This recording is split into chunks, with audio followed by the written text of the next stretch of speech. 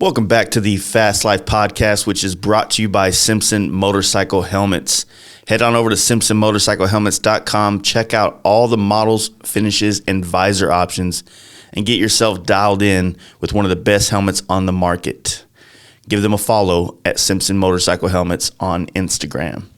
I also want to thank my dude, Boosted Brad. You can head on over to boostedbrad.com, which is a great place to find some badass products for your motorcycle, such as bar and riser setups, pegs, mid controls, quick detached sissy bar setups for your FXRs and early model Dynas.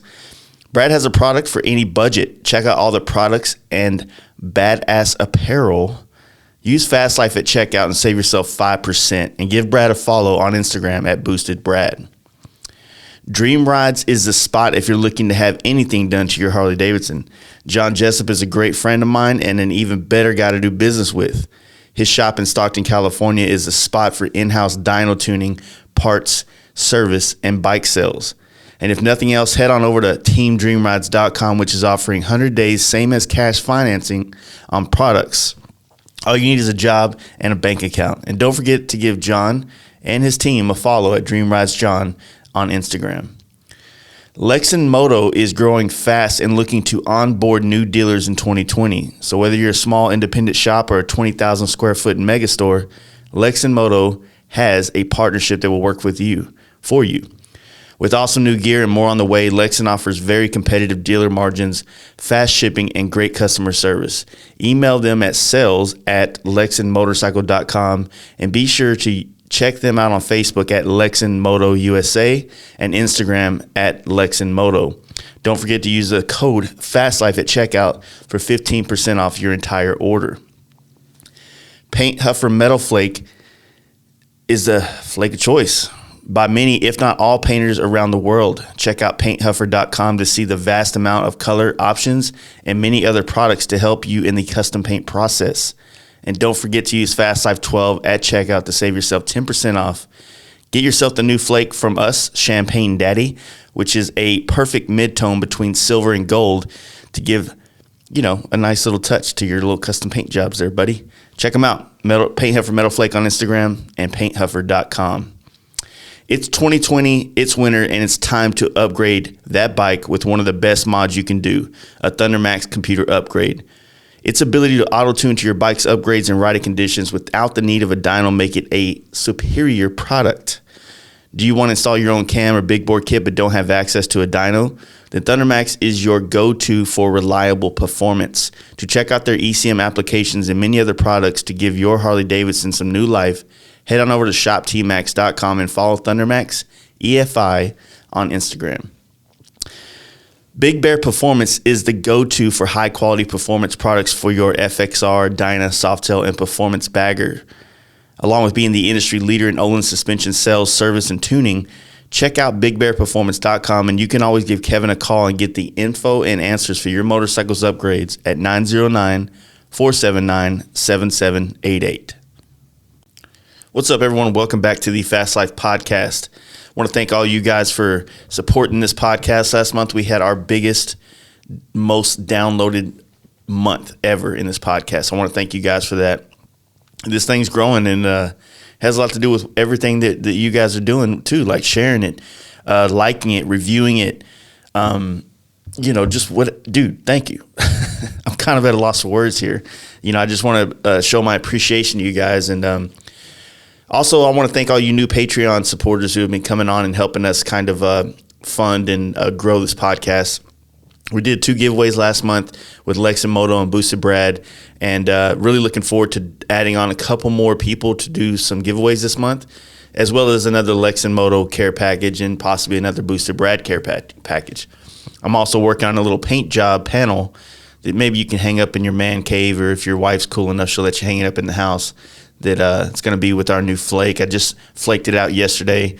I'm going to do some little graphics on it, clear it up, put a frame on it, and somebody in our Patreon is going to win that damn thing this month. So thank you guys for coming on. We're going to start trying to do more giveaways, just like I just said. Kind of rambling here. But anyway, if you're interested in doing that, run over to our website, fastlifegarage.com. You can check out our homepage, which has a link to the Patreon. And all you have to do is donate $1 a month, $5, whatever you feel comfortable doing, and it drafts it out of your account automatically once a month. And all that stuff adds up and helps us kind of go on trips to go do more podcasts like the ones you're listening to now. These podcasts we did in California were funded by our Patreon and our sponsorship money. That's what we used to put gas in the truck. That's what we used to stay in the hotels that we had to stay in.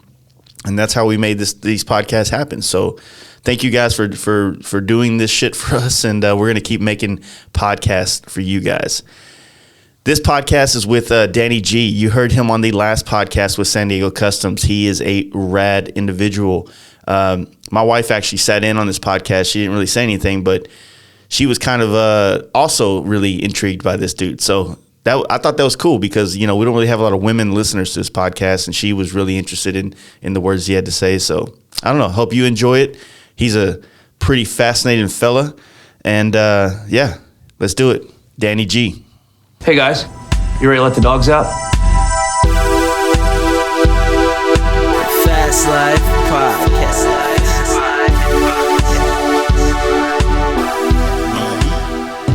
All right, buddy. Come and find your place and chill out, okay? What's his name? Blue. He'll wind up just laying around here. I want that. We have to create this. So, but what this is though, this is a great thing and everyone loves this. I take him everywhere. He's like a soldier, stands right by my side. And but all that really is though, it's separation anxiety. You know what I mean? He has no choice. Like he's got to have one eye on me the whole fucking time. So I'm trying to find that happy medium, Yeah. It makes for a very well-behaved dog, but the poor bastard, like, I'm trying to kennel train him, and shit like that, and fucking he hates it, man. Do you whine a lot and cry? He freaks out. He'll try and bite through the cage. Nice. Well, it's a good dog. Yeah. For sure. I mean, he's fucking great, man. He's everything you want in a dog, like, snuggle machine, fucking lover, loyal as shit. He can drive 6 hours in the car with me, no problem. He enjoys that. Yeah. Goes to Glamis, everything. I mean, my next bike build is going to have to be a fucking sidecar. I was actually thinking about that with her. Actually, when I left San Diego Customs last night, I was like, fuck, I like this dog better. The other one was a little bit too rowdy. You know what I mean? Loki was a little rowdy. Well, but they're kind of like their owners. Yeah. How good. And Loki's been professionally trained. Wow. You know what I mean? So. But, I mean, Loki was still a great dog. I would love to have one with that temperament. But, I have a lot of people over my house. I have, and I want to be able to take them to the shop and we don't really get too many people coming to the shop. But, I don't want a wild dog that as soon as I fucking open the door, he's fucking jetting out kind of thing, You ain't got to worry about him taking off. That's his worst nightmare is to be that far away from me, But, yeah. So, Danny G. Yes, sir. How many underscores Are we on right now? Yeah. Oh, no shit. Yeah. Okay. Yeah. Yeah, I snuck it on you. All right. Dude, the spot's dope, man. It's like, it's nice. And it looks like a skateboarder lives here. Yeah, so the trippy thing, man. I mean, so I bought this place 23 years ago, I think.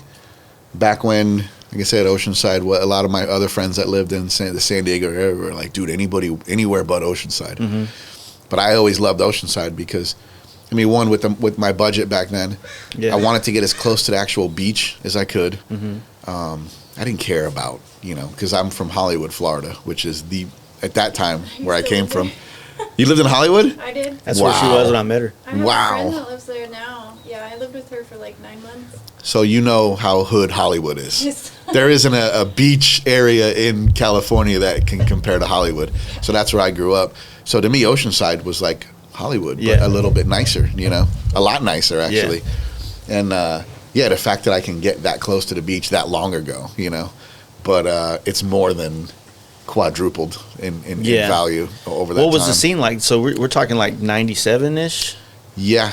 What was and the skateboard culture was huge back then. Yeah. I mean, you had Tony Hawk Pro Skater making everybody in the Midwest want to skate. Yeah. I mean, Oceanside has some insane skate culture and history. Same with surf. Yeah. It's crazy. I mean, it's so much has come out of here from, motorcycle stuff to hot rod, lowrider stuff. to skateboarding, surfing. A lot of has happened in Oceanside, and the original big street skating contest, like where you actually like pro street skaters kind of came from, was out of Oceanside, where there's the pier and then there's a band shell. That somehow that area still looks the same. For real? It hasn't been fucked with or anything. So you'll see old photos from it and everything. And back when I was a kid living in Hollywood, I was like, what? You can skate, because there's an actual strand, which is you can drive along the beach, skate, do whatever. And Hollywood has that too. It's called the boardwalk, but it's not a boardwalk. So we would pull street ramps out there and just hang at the beach and try and impress girls by skate tricks and everything, you know. And Oceanside felt, just through the magazine photo, I felt that same vibe, you know, where I was like, wow, that's like what we have here. But so I would always imagine, what is Oceanside really like, though? Because this is California compared to Florida, you know. Not the same culture for skateboarding. Yeah, for sure. Good skaters came out of Florida. It was great, but it's not California. So, yeah, to actually come here and wind up living here. And this is it for me, man. Like, this house is paid off, and I don't feel the need to go anywhere. It has gentrified. A lot of my friends that did grow up here are bummed on it, you know. If they didn't get a house then, I mean, these houses, there's nothing here, nothing left here this close for under $1 million, you know. Yeah. And it's kind of a trip, because this in Texas would be what, $150, $200 maybe? No, not even 70. Yeah, man. It's just a little beach bungalow, you know. Yeah, of course. I mean, if you get close to the beaches, maybe definitely would be higher. But our beach culture in Texas is more like it's like a big lake. Yeah. If that makes sense. Like it feels nothing like even the East Coast. Like that beach culture is more of a beach culture. Yeah. Totally. You know, and you're going to like, of course, I'm speaking on Galveston and Corpus Christi. I've never been to Padre or South Padre, those kind of more close to Mexico beaches. So I'm sure, I heard they were really nice, but fuck, you go to Galveston, man, it's like nothing but refineries there. It's like going to the beach in probably Long Beach or something. Oh, yeah. So Long Beach is a trip, man. It's so popular to live there, but it doesn't even really feel like real California. You know? Yeah, it doesn't.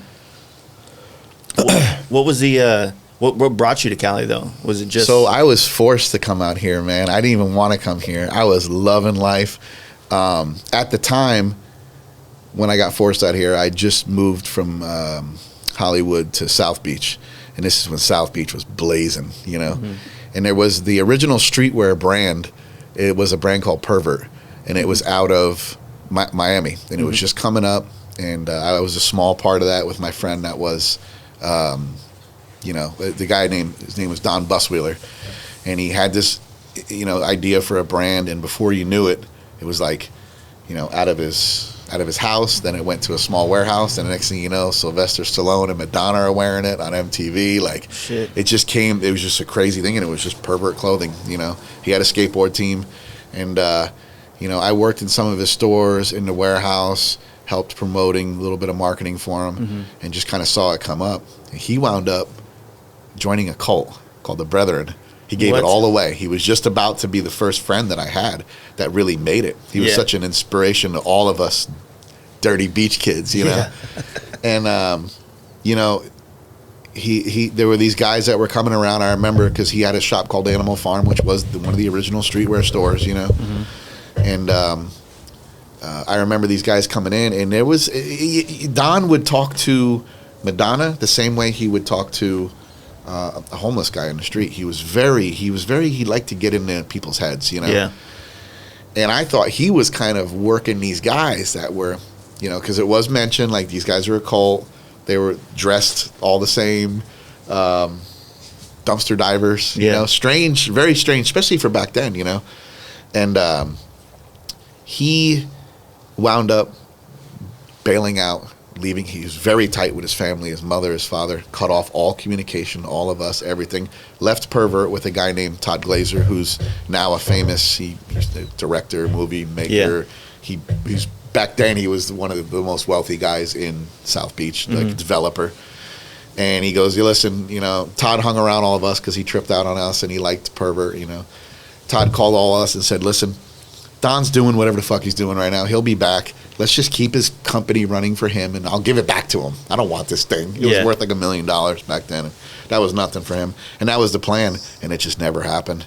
For real. You know, we kept it afloat as long as we could. I was just running amok, like, you know, the guy pretty much like he took care of us pretty good, you know. So I'm living pretty good down there, and it's like up all night, sleep all day type shit. A little bit of skateboarding mixed in. Yeah, we just ran it. There was clubs down there that, you know, we skate up. There's people, millionaires waiting to get in that might not get in, and we skate up and lift the rope up and walk in and like get water at the bar, you know, like just dirt, but we were friends with the right people, you know. Yeah. So I really enjoyed it, and I loved that lifestyle, and I thought it would last forever. But then I got an opportunity to come out. There was some brands that I was riding for, like, that are no longer around. Ezekiel, Castell, Planet Earth. They were kind of like, listen, man, like, we're not gonna. They were paying me $150 a month, $200 a month, just enough for, and that was fine with me, you know. Yeah. And they were like, look, we can't pay you anymore, man. We know what you're doing out. You're not doing shit out there. I wasn't filming. I wasn't making anything happen. But they had, like, there was a couple guys that worked for the brand that had a vision for me where it was like, man, we bet that dude could do East Coast sales really good, because I got a lot of love from all the shops. I personally knew all the owners of all the big shops. I won all the contests. I did the amateur thing really well, you know. But when it came time for me to get paid like a pro, there was a major gap for me with that. I was a great am. You were good at the skating, but the promoting and the side. So they said, look, man, we're going to offer you something that we don't usually offer people. Come out, skate, do your thing, work for the brand. We're gonna teach you how to, you know, with sales, marketing, show you how the industry works, which I already knew a little bit of because I did work part-time at a skateboard shop there, you know. Yeah. And the owner of that place was actually so patient with me. He taught me how to act like a human being almost. I can credit him for that. Like, hey, you know what? You can't show up at work drunk. You know, this is a skate surf shop, but you got to act a little bit professional, you know. Moms come in here, this and that. And it was literally, I learned from square one about the industry, and I learned what reps do. I learned what marketing guys do. I learned what. So I had an idea, but I didn't want to do it, man. And then I fought it every step of the way, and I finally just went. You know, I was like, I'll give it a year, and then maybe I can come back. But I had this weird thing where I felt if I left this racket that I had going on in Miami, someone else is going to step in my place. Take it over. And they're going to be the, you know, they're going to be the guy that sells dime bags in here and does every little racket I had going. It was all going to be gone because South Beach, somebody else steps right into your place, you know. Yeah. It's not like I was balling out there, but I was living well and having fun, you know. And it was that time period where it was like, that was when, remember when Versace got shot? Yeah. I was a couple blocks away. I heard the gunshots, you know. So South Beach was just thriving with every night. There was like celebrities and this and that. And who's going to bang Madonna tonight? Like, you know, like it was a trippy thing, man. It was all these celebrities just existed down there. It's probably like regular people. Yeah, it's probably like that was the getaway from like the LA Hollywood vibe. It was like South Beach. There was no paparazzi running around out there. That wouldn't work because there was goons out there that would rob them from their equipment, you know? Yeah. It was like super hood. But celebrities were okay to run around there. They got a pass, you know, to do whatever they wanted to do. And, it had a really, like, no fucking... Tuesday was no different from Saturday, you know? Nice. But you still had money coming in. It was just a great time to be down there, and I hated to leave it. But it was kind of weird, though. As soon as I left, I was glad I left because that whole scene started to deteriorate.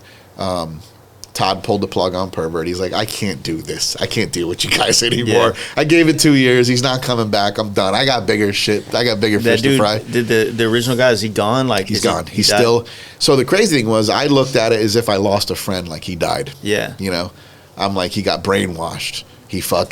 That was it. Cult stuff. Well, the crazy thing is another skateboard friend of mine, who's pro skater, Felix Arguelles, ran into him recently, and he told me the experience that he had with him. And because actually, remember the show 2020? Yeah. Well, the mom hired 2020 to find him up in Portland somewhere, and he's like digging in dumpsters. He had a long beard, which back then was weird. Now everybody's got long beards, you know. But he looked strange, you know.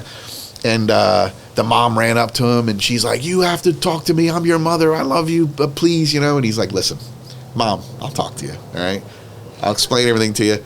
I'm not doing it with the cameras. Meet me here tomorrow at the coffee shop. We'll chat, and I'll explain to you where I've been the last 10 years, how my life's been." Yeah. I'm not doing it with this circus, though. Yeah. He never showed up the next day. For real. That was it. And then she gave up. She's like, that's it. So that was the only thing like that happened. Like maybe he was like 3 or 4 years in, 5 years. I don't know how long it was, but I mean, now that's it. So he meets up with, and I feel like back then early 90s was a lifetime ago from where we're at with technology and shit.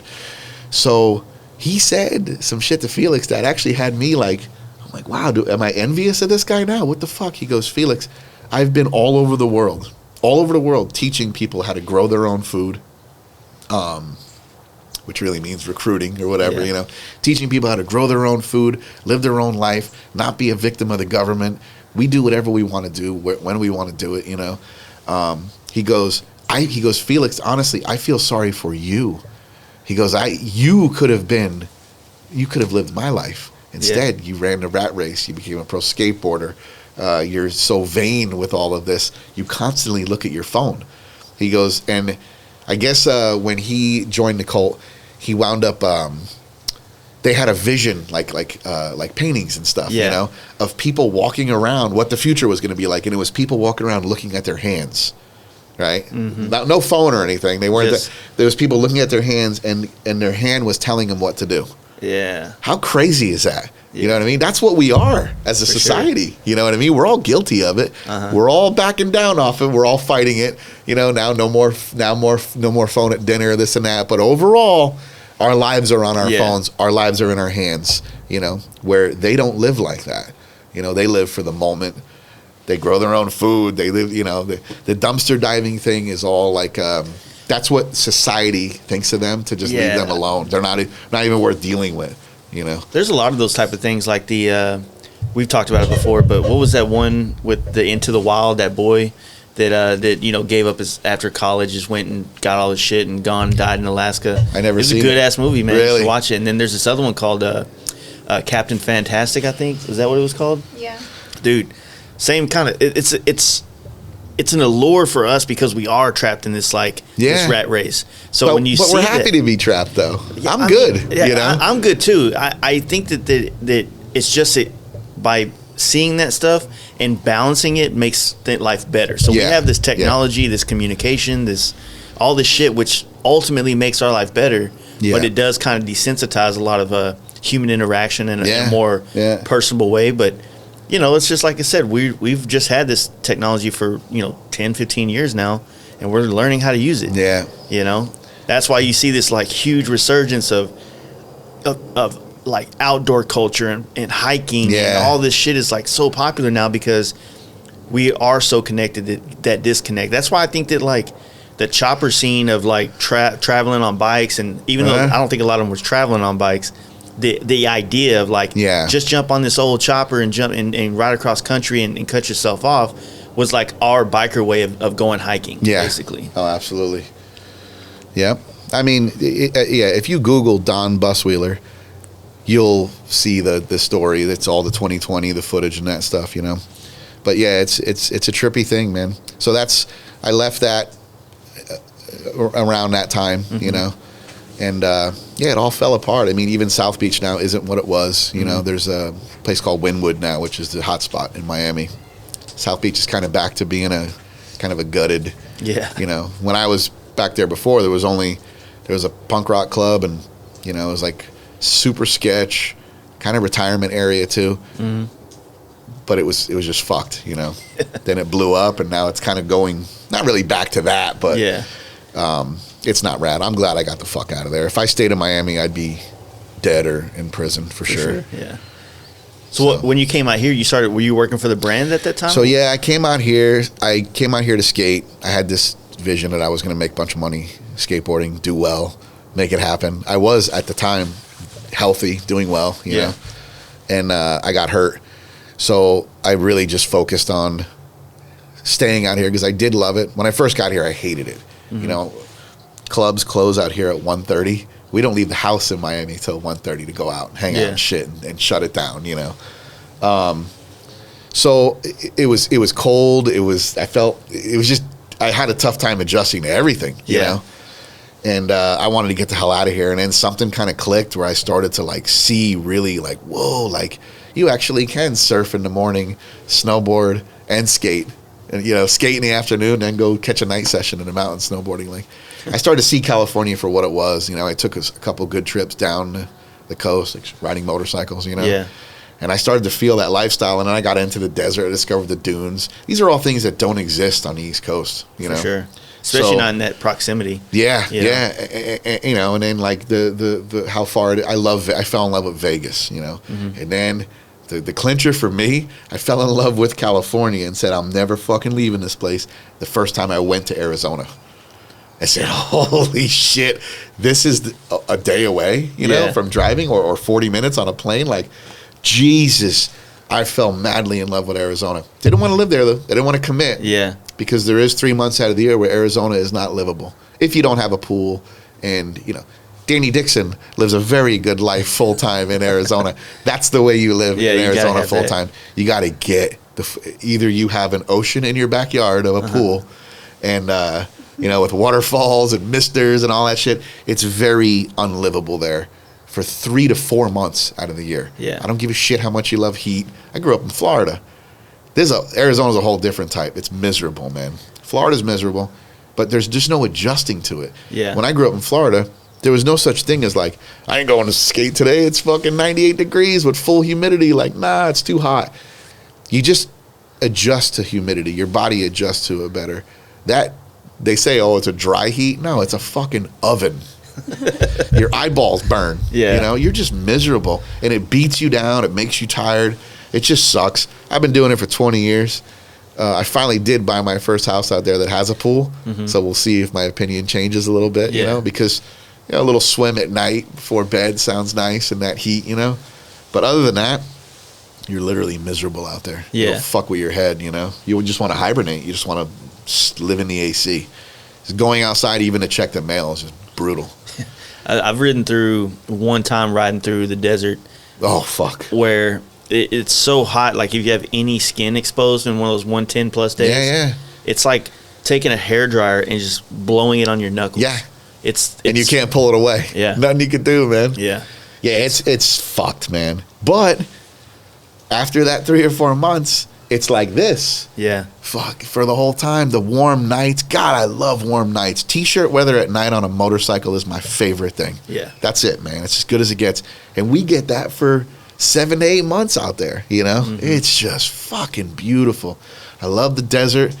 I love the way you feel like, okay, so I got to have the coast because I grew up on the East Coast around the coast, And I just got to I'm not really a beach guy, I don't spend a lot of time down there. But I need to, you could smell it. Yeah. You could hear it at night, Yeah. And I need to have that energy, I just love it. But it fucking hurt when it's super misty out and all that. It hurts my bones, man. Old skateboarder. Yeah. I go to Arizona and I feel 10, 15 years younger. Just getting out of the truck. It's a trippy thing. That's a real thing, the vortex and all that crap. Yeah. The desert makes you feel like your joints don't hurt and you're not sore, I get super motivated out there. That's why I've always I've been working out there. That's where I make my money. I wonder if that's why like a lot of people would retire to like Palm Springs and shit. Oh yeah. It feels good on your bones, man. For real. That's the dry warmth, not the dry heat. That just hurts everything, know? But you do have that. If you can live in Arizona and you can make it through the summer, or you can commit to, a lot of my friends that live out there, they work their asses off all winter. So they come here and rent, $5,000 a week vacation rentals and shit, you know, just to get the fuck out of there. It's their whole goal is to not be there. So that's Arizona, but for $400,000, you can get a straight up dream house out there. You can get a garage with an apartment on top, 4 cars. You could really live well out there if you're willing to put the hustle in and commit to Arizona. I can't do it. I'm always going to be an AZ part-timer, man. Yeah. I break out in the summertime. So when you came here it was like late 90s basically, right? Yeah. So what was like I was saying, man, like that was whenever I got into skateboarding, and I just can only imagine being here in the mecca of that shit. Was it more of a LA thing or a San Diego thing? The thing for me is where I've been so blessed, it's crazy, from skateboarding to motorcycles to lowriders. I just so happened to become friends with all my heroes, you know. Yeah. I work for them, you know. I work with them and skate with them and just wind up, and it's like, God, it's so strange. I never forget that their pictures were on my wall when I was a kid. You know, I never forget that. So you're like, my whole life I've been fanning out on my friends. These are my friends, and it's also guys that, like, my favorite of those guys are like the Chip and the Mikeys. You know what I mean? Where, dude, I remember when they were scrubs and unknowns, and look at FXR Division. Look at Big Chris and Justin, like known dudes. I remember when they weren't shit, you know? Yeah. And it's I love that so much, to watch your friends become somebody. Yeah. They're doing it, man, you know? And you know they can do it. And then you're just watching it happen. You're watching it come together. Bigger buildings, they're moving up. They're grabbing their nuts and making it happen, you know? Yeah. I love it, man. And I've got friends like that by the dozens, you know, from skateboarders to lowriders to motorcycles. Everybody's doing it, man. They're just becoming successful. They're living the life they want to live. It fucking motivates. Nothing motivates me more than that. Yeah, yeah. Because you don't want to be the only dude not doing shit. Yeah, you know? exactly. Look at Danny Dixon. Yeah. You know, that's an extreme. I remember when Danny Dixon was a fucking parts guy at Harley. Scottsdale, you know? And it's like, he was having a tough time getting by. His story's real, man, you know? Yeah. And, you know, of course, some people don't like him, and for whatever reasons, you know, and this and that. But did you see that post he put up like the other day about he was acknowledging the fact that people have been saying about his stuff being China made? Oh God, that's the lamest shit ever. When he it was really, I think it's very important that people realize, you know, like how much his flannels would have to be $300. Yeah, and then how much money by if him they were doing that USA made. Yeah, and he wouldn't be able to have the business the size it was, which means it wouldn't employ as many people, which means that it wouldn't do. Listen, check this out. Vans, just for the sake of doing it, we would love to be USA made again. Are you kidding me? But the glue we use and all the materials we use, you want to use that in the States, the EPA will charge you out the ass from the fines to. Now we can do it. So we teamed up with a boot brand that's made in the USA that puts out, you know, they make 12 boots a day or something, you know? Yeah. And we came out with one style of shoe that was USA made. And I can't remember how much it was, but it was like, if it was made in China, we can put it on your feet for $55, $60. It was like $280. And it was like a syndicate kind of shoe, you know? Real limited. Of course, we're not going to invest in that much because we knew people were going to say, fuck you, you know? But that was kind of our answer to, and that was Vans not even making any money. It costed us that much. To prove a point. To make the shoe. Because we got, there was fees. You got to kick back for these guys and this guy. There's so much bullshit environmentalist crap going on here. Some of it's legit. Maybe we don't want to put that stuff in the air. I get that. You know, I remember when I was a kid in New York and all, you drive that, you know, you drive down the Parkway and you would see the shit just spewing into the air, you know.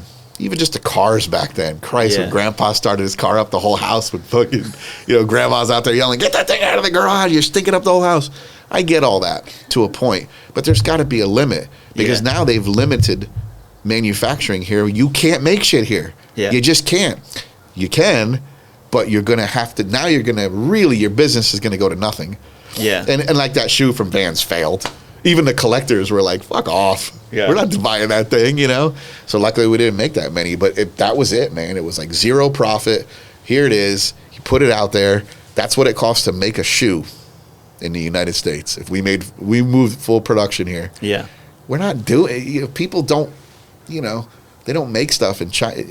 We make it, you make it over there. It's because of what it costs to manufacture it.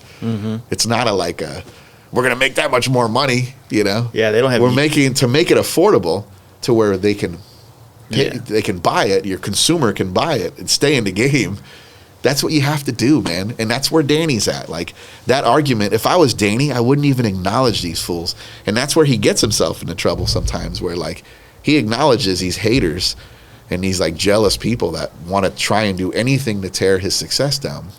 To where it's like, dude, how about not hate on him? How about learn something from him?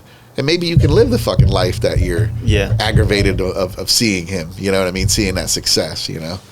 I don't know. I There's thrive nothing off worse of, than like listen to people just like hating on people just for the sake of, they just don't want to be a part of it, or they don't just, like someone's success. Yeah, it makes them. I had this theory about cops, where cops, whenever I see a cop, those are the dudes that never got invited to the parties in high school. Mm-hmm. Those are the guys that were rejected. Those are the real rejects, not the punkers and us and that shit. We were having fun, partying, doing whatever the fuck we wanted to do. The real rejects were the cops. They all became cops. And now they're going to invite themselves to the party. They're going to fucking make us pay, And that's the way I feel when I see guys hate on successful dudes. The guys that just randomly... will make a troll account or whatever, They don't even have the fucking balls to do it themselves, Yeah. These guys are probably going up to Danny Dixon or anybody. I'm just using him as an example. And they're shaking his hand saying big fan. But they have this weird, odd hate for him and jealousy where it's like, it's so fucking ugly, dude, Because you can do it too. No matter how much of a loser you think you are, you can do it. Danny's just another dude who he just fucking was willing to put the work in, Something about him that people don't know or don't understand is like, watch him at an event. I've seen him in Riverside, like 105 degrees in the summer, and he's working the booth, selling stuff at a 4 Wheel Parts event. Yeah. He doesn't ask his employees, the guys he rolled out with him, they're not doing anything different than he's doing. He's running back and forth, opening up boxes, doing, because they got a line of guys around the block trying to buy shit, And it's not like Danny's standing out in front of the booth just being Danny and taking pictures with people. Yeah. He's going to get the shirt for you. He's ringing you up. He's fucking with that stupid fucking square reader, He's sweating his ass off. And then he's running around the side of the booth and taking photos with his people that want to take photos with him. He doesn't ask his employees. That's why his guys are so loyal. He's got such low turnover. He doesn't ask his employees to do anything that he's not doing himself. Mm-hmm. The guy runs himself ragged, man. And it's like, say what you want about him, do what you want. People like to bring up the Yago thing and all that. Sorry. Fucking every single skateboard brand out there and surf brand, you're wearing a Yago blank. Whether I'm not going to call out names, but I will say this, the only brand I know in the apparel industry that makes their own flannels, besides Danny, is Vans. We have our own. We make our own flannels. Yeah. We're big enough, Otherwise, you're buying a Yago flannel, you're relabeling it, and you're using your marketing. There's nothing wrong with that. It's called blanks. That's what they're called. I mean, that's what you're doing, like every T-shirt guy's buying a Hanes shirt. Yeah, or a Pro Club or whatever. Yeah, whatever. It's blanks. You never heard of fucking blanks. You really think that these small brands are not... And here's the deal. Yago is one of probably... I don't know, man. I would say 20 now. Yeah. There's 20 Yagos out there with different names. It's also Yago putting a different name on their own shit because they're fucking removing, because Yago's become that, like, we're the blank brand that nobody wants to use. So all Yago's doing is they have another brand that fucking, okay, so now it's fucking Zimbabwe or whatever the fuck, And then it's like, that's where it is. Look, blanks have been around since day one. Quicksilver is the only other one. It's Vans and Quicksilver. They make their own, they manufacture their own clothing. Yeah. Right? But yeah, he was saying there's like another one too, Volcom and shit like that was they're like all re-popping. using blanks, man. Yeah. They're using blanks because that's where the profit is too, as well.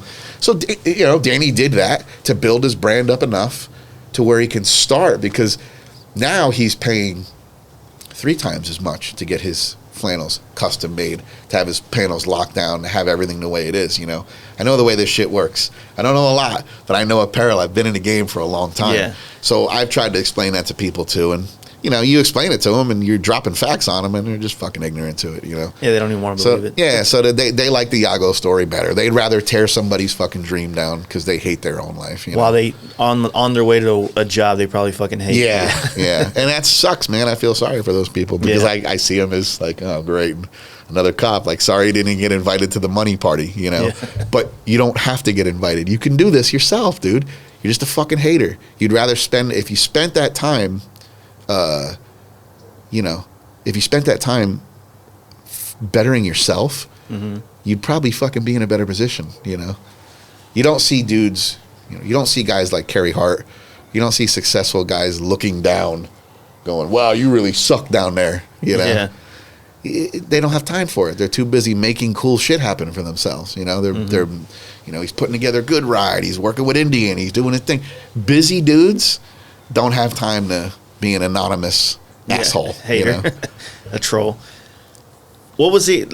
I mean, we can kind of skip around in here. So you guys just released a flannel for the pups and everything too. Yeah. So that was a pretty rad collaboration. What was the story behind that? That's a fuck, man.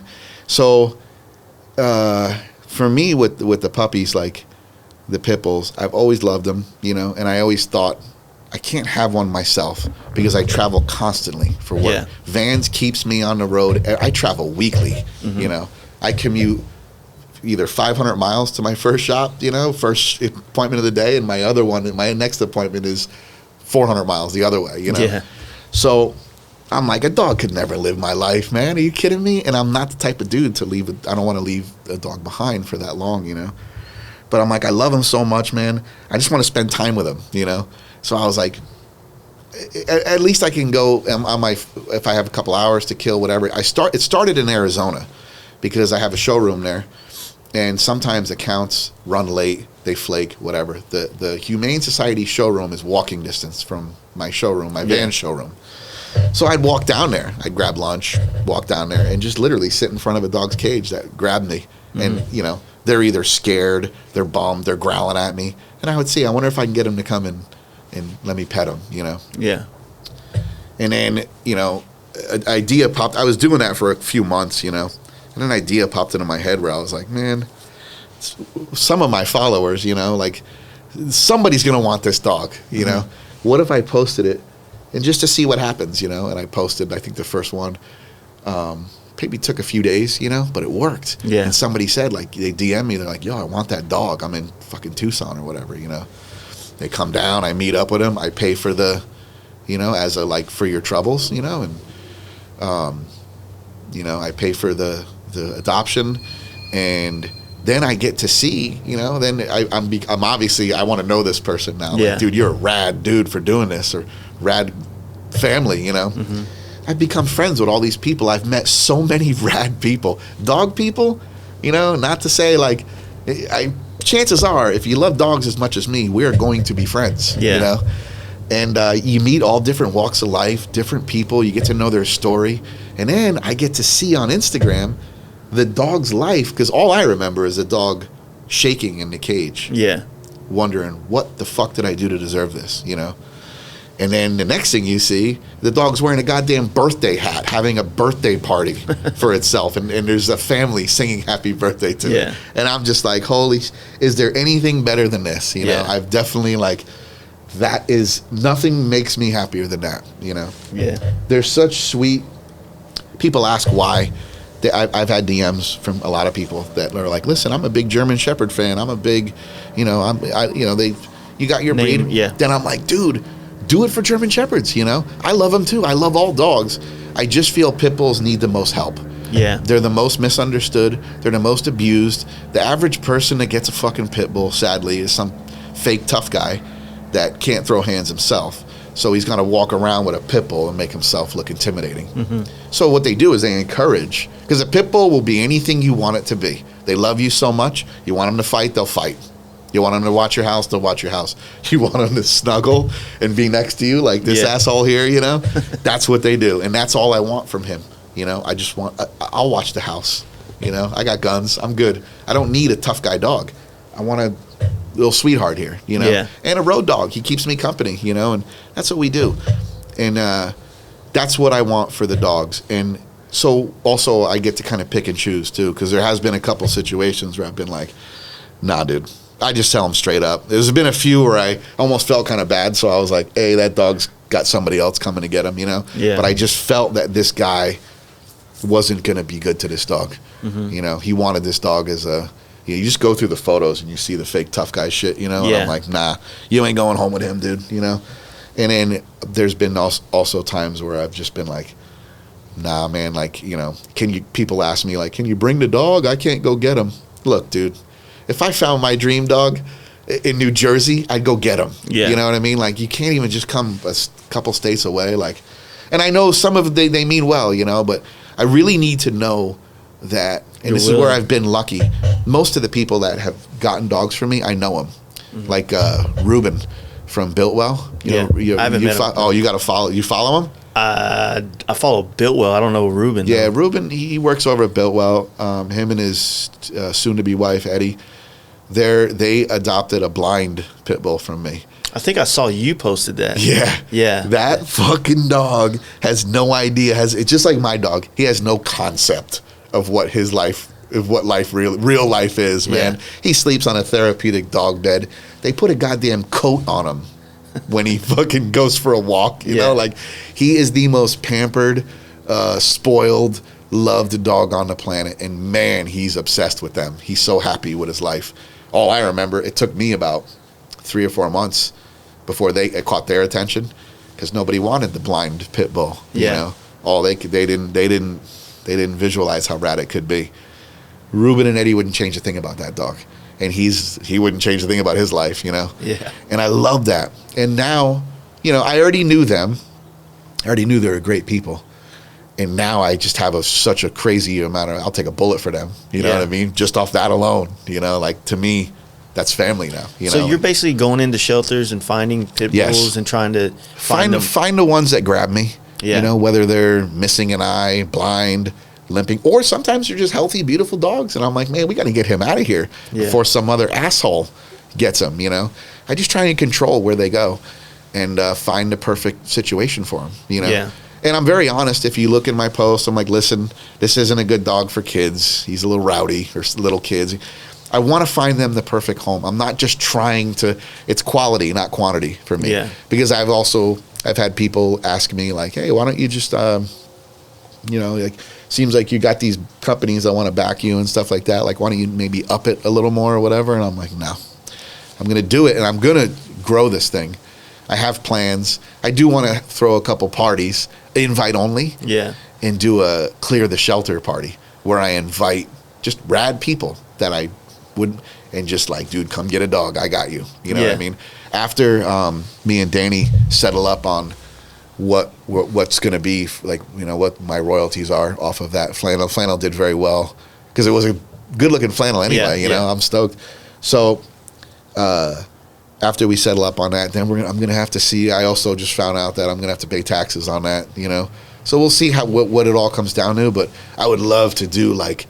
What if I do find homes for 30 pit bulls in one day or something? You know, dope. Just pay for it. Rent out the shelter. You know, throw a party there, maybe a little car show or bike show or something. You know, well, kind of like what you just said is one of the things that's kind of scared me from doing it is the time, because traveling and stuff. Yeah, but, you know, and I didn't want to leave all the responsibility onto my wife here. Yeah, to do it because that's because I've been, how long have I been talking about getting a dog now?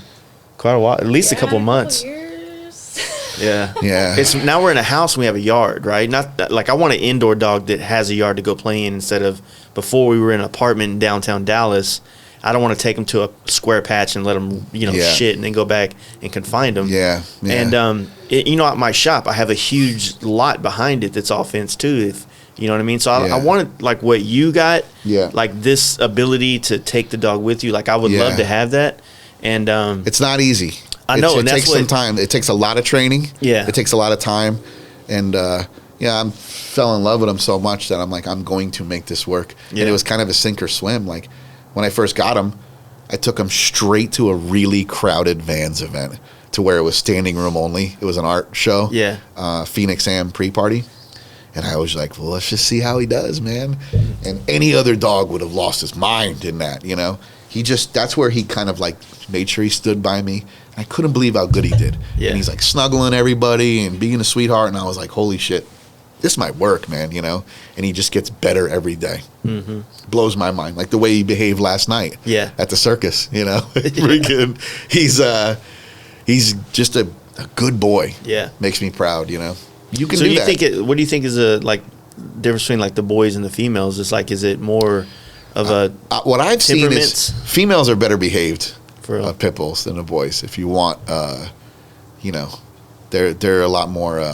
They're not as headstrong. You know, boys are like, you know. I mean, look at him. Dude. Look at the muscles on this guy. He ain't got to listen to nobody if he don't want to. You know. The boys are a little more assholes, like Yeah. teenagers, you know. But they're still great, you know. The boys are always more easier to find homes for some reason. You know, the girls, just I think it's more of a, you know, a guy doesn't want a girl dog or something, you know. But they're both great, you know. Yeah. I would recommend either one of them. You know, if the way I got Blue, if he was a female, it wouldn't have made any difference. Yeah. You know what I mean? I would have. I don't really have a preference like that. But So is he the only dog you have right now? he's or- the only one I have. Yeah. Now people always ask me, they're like, "How the hell do you fucking not just take every dog?" You know, and that's just the way my life is set up. You know, but I am talking to a girl now that is even more obsessed with dogs than me. Is she home more that way? If you, Yeah, like if you yeah. had to leave? I could possibly turn this into a dog farm right here, Yeah. where we're sitting, you Yeah. know. So we'll see what happens. To me, I'd love to have, as long as they're all happy and getting along. You got to be careful with the pit bulls though, because they'll kill each other. You know. So we have a cat too. So like I Ooh, was. That's a sketchy thing. Yeah. He's okay with cats, but if they swat at him, Yeah. he'll do damage. You know, he can exist. My problem with him is that he doesn't take any shit from other dogs. There's nothing a human can do to bother him, but another dog, I think he just sizes him up and he's like, look at you and look at me, I'll fuck you up. So I've already paid 2 vet bills. Luckily, it was friends' dogs, you know. But I discourage that behavior so much. This was a little while ago. He's. I mean, Well, look at what Loki was doing to him. Yeah, last Loki night. was trying to tear Trying to that fuck ass him. up. Yeah. And he, you know, I'm not asking him to be a victim, but I'm like, you know, what I'm training him to do is just look for. And he was watching me. Yeah. I separated him. You know, he looks at me as his protector. So I just need to know. He needs to know whoever he's with, because that happened with those dogs when I wasn't around. So he didn't have his protector, so he handled it. You know, Yeah. that wouldn't have. None of those things would have happened if You were there. I was there. That's interesting to know, man. Like I said, They look at you as they're everything. He's waiting for the. You know, that's why I didn't let it go on for too long. I let you get the funny photo of the shot. You know, I got And a I was like, couple. all right, Loki, you got to back up, dude. He's gonna tear you up. So yeah. I mean, it's a. Here's the thing, owning a pit bull too. It's a big responsibility because they don't bite any more than any other dogs do. But when they bite, it makes the news because they take that limb with them. You know. It's not like a Chihuahua where you're like, you little shit, you know? Yeah. And you could take 20 Chihuahua bites and you're good. If a pit bull bites you, you're most likely going to the hospital, you know? Yeah. But you are also most likely doing something that you shouldn't have been doing, you know? So that's the thing with them. That's what they're guilty of, being extremely strong dogs. Yeah, I don't know, man. Like I'd like to look into it more, but I also I'd want to. Like I said last night, it's like I know it's what I want is something that I would have to earn with a dog. You know what I Yeah. mean? Not just like, oh, I want that great, perfect dog right there. Like you have to. I understand that. Yeah. Like you know what I mean? Because You got to work with them. everybody I know that's had a fucking awesome dog like that, it's been something that they've worked on to get them that way, and it's you know, and I'm seeing the end result. I'm not seeing all the months or years of training him or just giving him that security that he needs, that the dog needs. You know what I'm saying? So 50% of it is that I got lucky and he's just wired right. You know, Yeah. he just loves to love. They say rescue dogs are usually like that too. Like they don't forget. They know you saved them, so they, whatever you need, they got you. You know, the thing with him too is like, not to get too heavy, but a million people have stories like this. That dog got dropped into my life at a time where I needed him. You know, so. It was I was going through a definite rough patch, and nothing crazy, just shit we all go through, man. Yeah. As we get older, man, life is hard, dude, for everybody. It don't matter how much money you got in your wallet. It don't matter who your friends are. It don't matter what shit hits you sideways sometimes, And it's like just normal shit. We're born with everything, and we slowly lose it all. yeah, We start to lose our sight, we lose our hearing, we lose our youth, shit starts to hurt, Yeah. Shit gets harder. The IRS, you make money and now the IRS is fucking with you, Yeah. like it's just, it's like, but it's nothing that like should cripple anybody, but it's tough. and there's certain things that just make it better. Yeah. And holy shit, man. He fucking spun me around to where I just started to focus on how much fun I have with him every day and how rad he is to have, and he fucking makes me laugh, and like he's just a great there's not a person in this planet that I would want to spend as much time as I spend with him. Mm-hmm. They fucking with me all the time. You just don't get tired of them.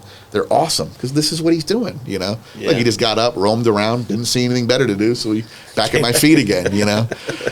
So, but yeah, the timing was crazy, man. I try not to be too overly spiritual or anything like that, you know? I don't want to start taking DMT or whatever that shit is, you know? But nobody can tell me that the timing wasn't very strange with him, because he dropped into my life, and literally within 48 hours, I was out of my funk and I refocused.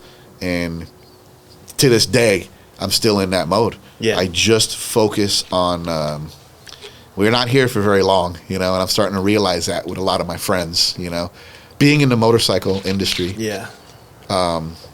You lose friends constantly. It's like I go on more memorial rides now than I do fucking normal rides, you know? Yeah. And just getting older, your friends start peeling off. And I got a friend that just had a fucking heart attack. This strong dude, you know, tough guy. And it makes you realize, dude, none of us are here for a very long time. This shit's short. So all I give a shit about now, and it's because, like, I've worked my ass off to be financially stable. And I just got that hustle. Like, I got that East Coast hustle, grind, you know, where I refuse to fail. I refuse to be broke. You know, I'm going to go do whatever the fuck I got to do to live this life I want to live. But that's not really where my focus lies so much every day now. Yeah. My first thought is to, like, breathe some of that fucking salt air, you know, breathe that ocean in, like, enjoy time with my dog, go grab a coffee, do what I got to do, get through my day, and have I judge my days on how much fun did I have today, how much did I laugh, you know. There's that funny thing that, like, you know, if you really, like, think about your life, it's, or some people's life, it's like you put in so much work and time, and by the time things start to click is when everything's not working anymore, like you said. Yeah. And life is almost over, and the people that you might have wanted to spend it with have peeled off, or they're dead, or whatever. So it's like, you know, one thing I talk with my wife about a lot is, like, look, like, this moment right now, we got all this going on, but this is a moment that we need to think about and enjoy just as much as maybe in 10 years when we have the financial freedom to do more things or whatever, because, you know, realistically, you know, when they say, like, money doesn't buy happiness, you know, it's kind of hard to take that when you're, like, a dude that could, you know, hey, $2,500 will buy me some parts and I can get this bike on the road or solve this problem. But I think what it's more about is, like, if you weren't living when you didn't have money, you're definitely not going to live when you have money. So it really is just about who you are and how you look at life more than anything, in my opinion. Yeah. You know? And like you said, like, waking up and just, like, enjoying that simple breeze that there's, like, 2,500 miles between here and the next place that you get to experience that, and there's a lot of people in the middle that would fucking love this. You know what I mean? Those are wild parakeets. What? They every day they fly over same time. The pack, I've watched the pack get bigger over 20 years. You know, there's probably 30, 40 of them now. They're real, not parakeets, parrots. They're legit parrots. They're like this fucking big, you know. And they fly here. They go back and forth from the beach a few blocks away to my backyard. Sometimes they're back here.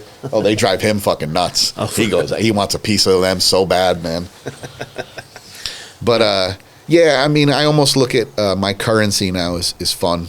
And I don't care how that looks. Like, I just want to have fucking fun doing this shit, man. Like, I got the motorcycle I want. I got the car I want. I'm doing what I want to do, and I live where I want to live, and everything's just kind of settling in, and I just want to enjoy it now. Yeah. You know, I just want to enjoy not having to go out and kill every day. Yeah. Go out and just crush it. Like, man, make it happen. 18-hour days. Like, I don't really, you know, and like so many of my friends are younger than me, you know, because of the skateboarding and the, you know, the young bucks. They inspire me. They keep me young, you know. But they're in that mentality of, like, oh, put in 16 hours today. And I'm like, okay, all right. Maybe make it 12 hours, dude. Yeah. And then just go enjoy your life. Get a good meal somewhere. You know, if you got to travel for work, eat a steak that night. You know, like, don't forget to enjoy yourself. It doesn't have to be. Looking back, if I could change one thing, I took so much pride in how hard I worked and how hard I hustled. Vans didn't pull my name out of a hat. Yeah. They went and got me because I was doing damage to their business with a much lesser brand. Yeah. And that just came from work, and chances are, like in my industry, I'm from Hollywood, Florida, right? Chances are the dude I'm competing against grew up in Laguna Beach. Yeah. He never struggled a day in his life. His dad's a pro surfer or something, or whatever his background may be. No disrespect, but you ain't gonna outwork me, homeboy. I grew up on the railroad tracks in fucking Hollywood, man. Like, sorry, I'm going to outwork you. I've got that mentality where I will stay up for days at a time. Because that's my strongest point. I don't have school. Yeah. I don't have a college degree. I just have to just go do it, man, and keep pushing until I get it done. Now that I'm in my later phase of this whole thing and I've landed where I've landed, and I guess I could retire now if I laid low. Why? Yeah. Because now what I'm doing now is I've shifted gears, and now I do this shit for fun. And I'm having more success now than I've ever had, between, focusing on the dog thing has made me better at focusing. Because now I take that, winning attitude of oh, God, I found a home for a dog today. Yeah. Now I'm going to go make this happen and have fun doing it, There's no, you just kind of float through it now. And it doesn't have to be, stomp out your competition. And I work more with my competition now, if anything, because the industry we're in we're having fun. We're skateboarding. At the end of the day, it's just skateboarding, And Vans actually encourages that, don't be the jock out there being the asshole and, stomping people out. It's not, you struggle with it. It was you don't want to leave money on the table. It's my money. I don't want the competition to grab it. But also at the same time, listen, man, it's better, invite these guys to an event to make the event better, make it more fun for everybody. This is why we're doing what we're doing. We want everybody to have fun, And Vans working for Vans kind of taught me that, which is crazy, them being a $5 billion a year brand. Yeah. But they have this, another perfect example where, instead of, when you're a Vans rep, you're also in charge of all the fixtures, all the POP, all the shit, how they show up as a brand. That's a lot of stuff. Yeah. So you can't even rent a storage thing. You have to, basically at my size territory with the shops that I deal with, the chains and stuff, I have to have at least a small warehouse. Well, instead of a small warehouse, how about we get a little bigger warehouse in the hood in Phoenix? Because you can do that. You can get a bitchin' warehouse for $2,000 a month. Yeah. And then we'll turn it into a little training facility for the local team riders. And I got a perfect mini ramp in there, a little showroom. And we also, all the storage we need, Vans loves that. Yeah. They love it. Whenever you flip it back around to actual raw skateboarding for your shops, representing the brand, they love that shit. They encourage it. Yeah, the Van stores out here are massive places compared to what it's like in the Midwest. We have stores everywhere, but they're little spots in the mall. These, the spot in the one we were at earlier today. Yeah. Picked up a couple shirts, and it's you just have this more, bigger presence for sure. Yeah. I mean, it's a California company, basically, so. Yep. But yeah, we always come out here fuck, man, let's go check out the stores here. Maybe they got some shit we don't get back over there. You know what there I mean? Will be. Yeah. Actually, Arizona's got the best skate shop in the world as far as image goes, as far as top of the pyramid, Yeah. Is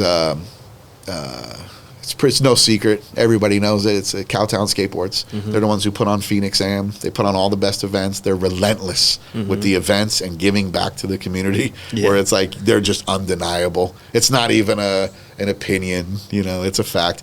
The other, the Dirty Dozen is what they would be called. The other amazing shops in all the different states and everything. They look at Cowtown as we want to roll with those guys. So did you notice or see that transition when you started seeing a lot of pro skaters transferring into the motorcycle world, or just skaters in general out here? So what was crazy, when I first started riding motorcycles, out here, because I also fucked with bikes in in Florida, but it wasn't so much of a lifestyle thing. I actually fought it because my dad's rode Harleys.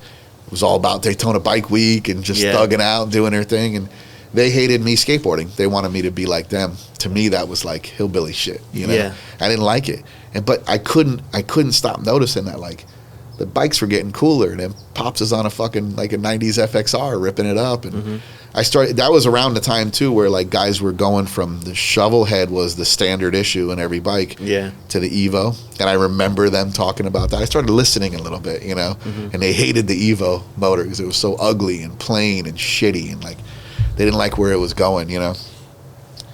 That's when I started paying attention to motorcycles, you know, and it would be like 15 dudes roll up to the house, and then Pops and all them, and they go take off and they rip out of there, like going out to down to Hollywood Beach and all this fucked up bars and I would just start to get a little curious of like, man, what's that like? Because I know they just left and they all did burnouts down the street. They made a bunch of noise. They tore it up.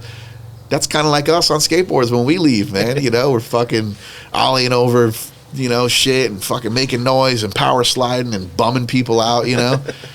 And I was like, man, they're like old skateboarders almost. And that was the first time, you know, and then you start seeing, you start taking notice, and you're looking at bikes, and you're like, I don't like that, but I like that. And before you know it, I was into motorcycles when I came out here.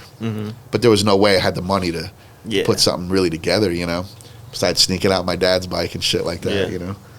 I used to sneak out my dad's bike to try and impress this chick. Remember Blockbuster Video? Hell yeah. So this super hot chick worked at Blockbuster, man. Like, she worked at Blockbuster, but man, back then she could have been like straight supermodel, you know? The way I saw it. Yeah, for sure. I just wanted her to fucking look at me, man. I brought everything I had over there, man, and she wouldn't give me a second look. But when I pulled up on Pop's bike, she would fucking, what the fuck's going on there, you know? And I could barely even ride then. I grew up on dirt bikes and ATCs and shit, you know?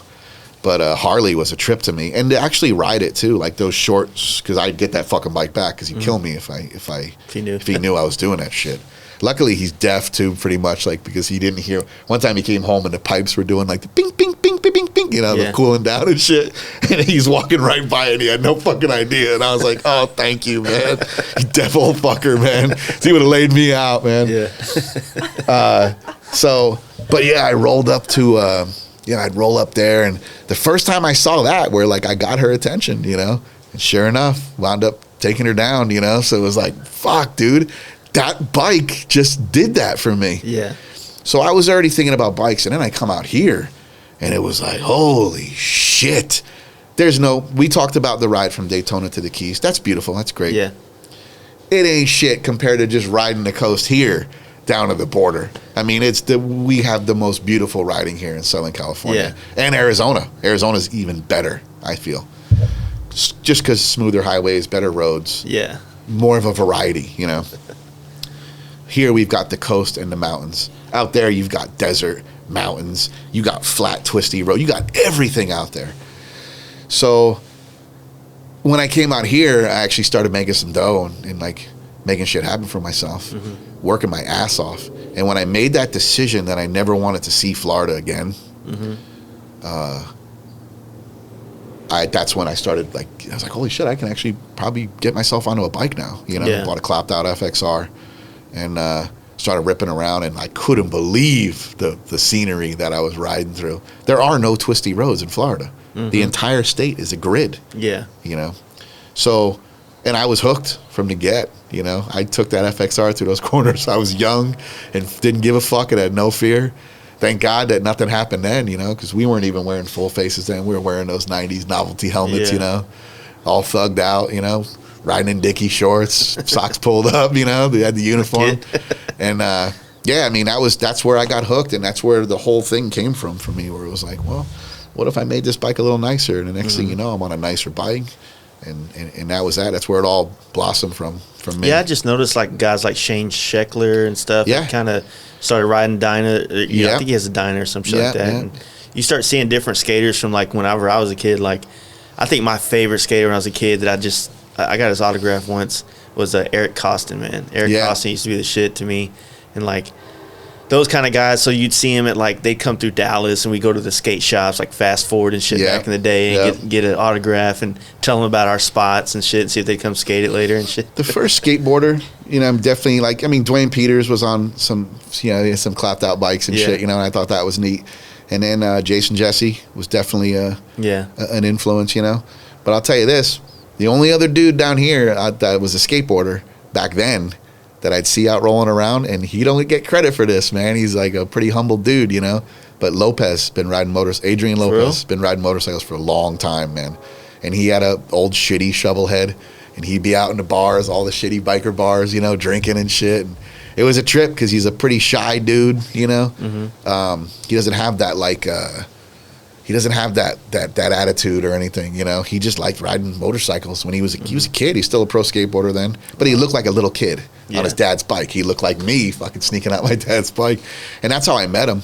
We talk and everything, and I was like, it's pretty fucking neat because my friends, what I got to experience is all my skateboarder friends had to eat their words after all those years of calling me a hillbilly and a redneck and all this shit because they all bought parts and bikes from me. Nice. Thank you very much, guys. They all bought them from me, you know, because they knew me.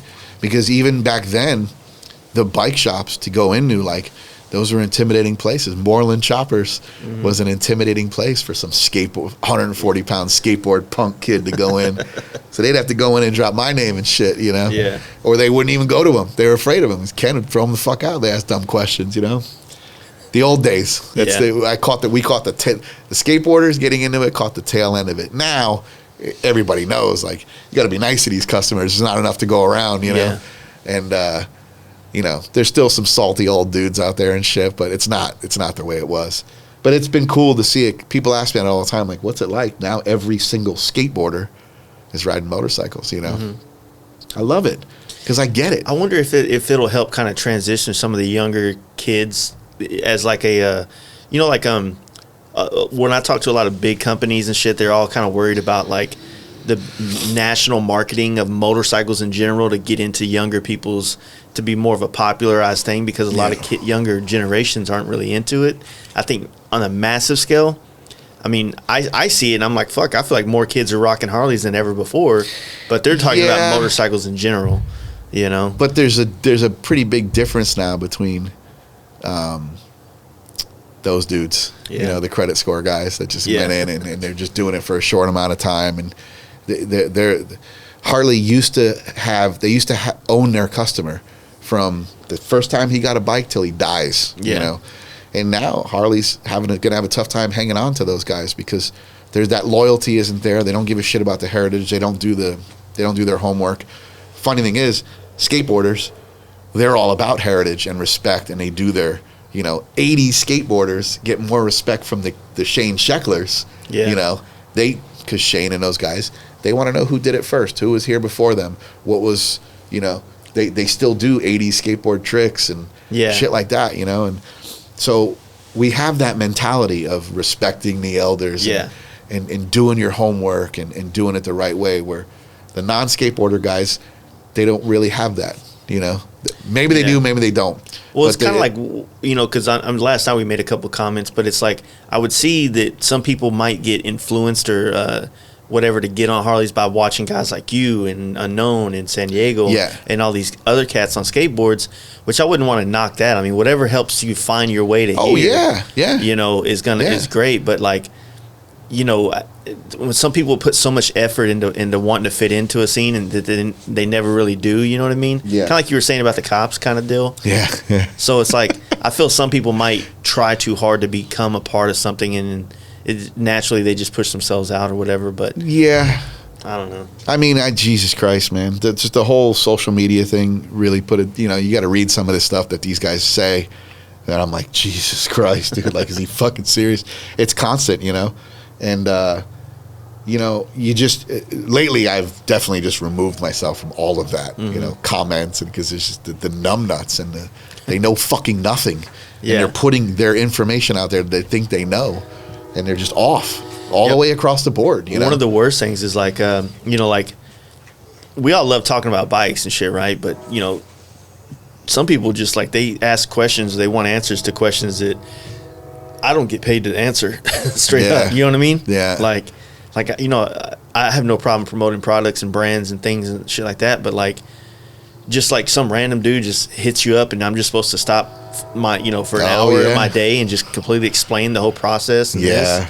Yeah. Like, come on, man. Like, I'm a business. You know, I have shit going on. I think about the whole, like, you know, you'll post a photo of your bike and you're proud of it, whatever, and they're like, what brakes are those? What fairing is that? What bags are those? What stereo is that? They just go down the whole thing as if like, hey, I need that list that you just created for your bike. And you know what the worst part is? Like, you'll usually say some of the shit in the monologue of the post. Yeah. Or everything's tagged with this is a Lucky Dave seat. This is a Bassani exhaust, and no motherfucker is just tap they it. can't It'll even show figure you. that out. Yeah. You know. But I remember I caught the tail end of that the way it was too, where like you had to be careful. You don't just go up to some old timer and start rattling off shit to him about his bike or whatever. You know, like everything was about respect back then, and now it's gone. Yeah. It's not even just word it a little differently. Like, hey man, I really like your fairing, man. That thing's bitching. Like, can you tell me a little bit about it or whatever, you know? Not fucking, what fairing is that? Who the fuck are you, dude? Get the fuck out of here, man. Yeah. Figure it out yourself, idiot. We all had to do it on our own. Yeah. But that's the thing where it's like, there's a different mentality of it. And it's like, maybe I'm the old bitter motherfucker now. You know, I'm turning into the old salty dude that I don't want to be.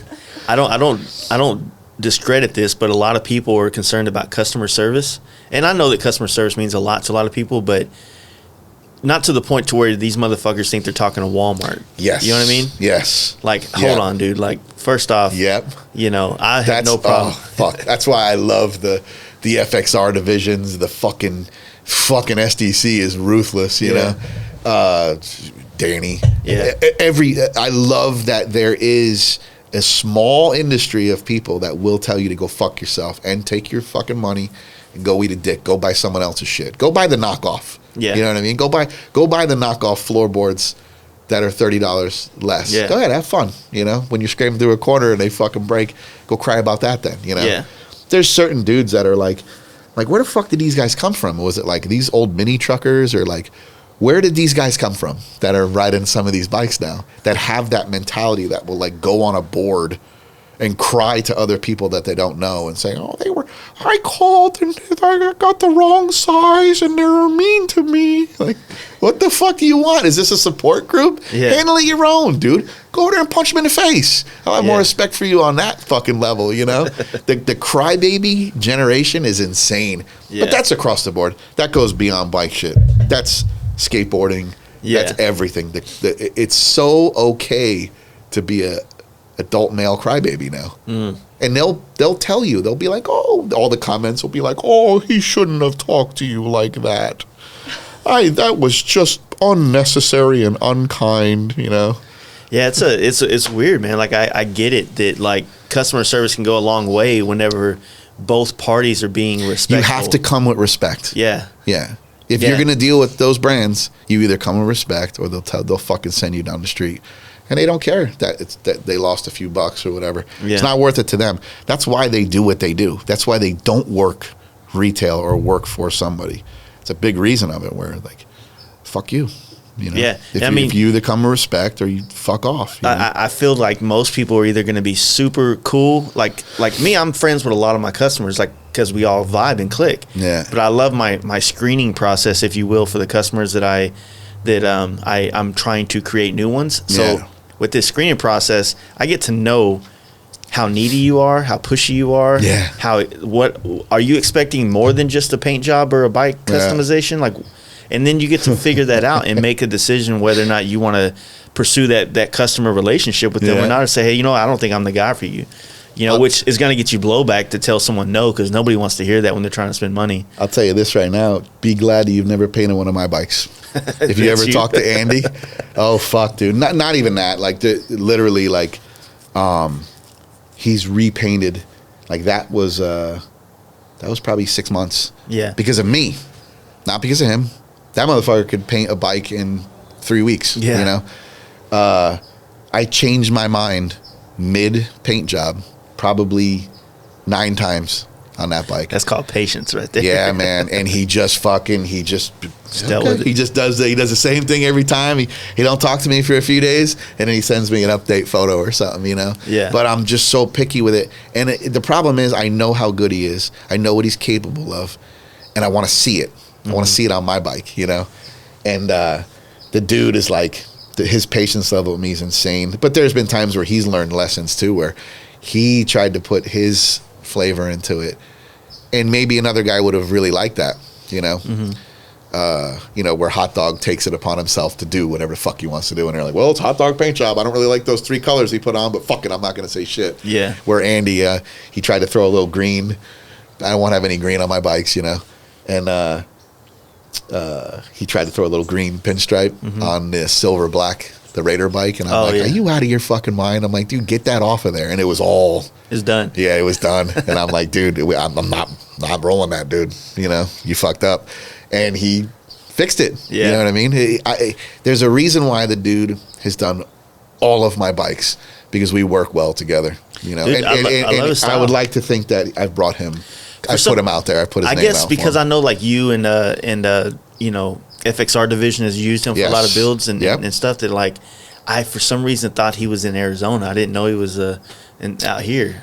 I can see where you would think that. Yeah. You know, so because I actually was talking to Justin and I was like, so is his shop around here? Because I'd love to talk to him. Nah, he lives not far from here. I'll give you his info and all that. He's the coolest motherfucker out there. We've talked before on so on low key. Media. Yeah. He's so fucking low key. You'd talk to him and be like, this dude painted all those fucking Rockstar bikes, you know? Jesus Christ.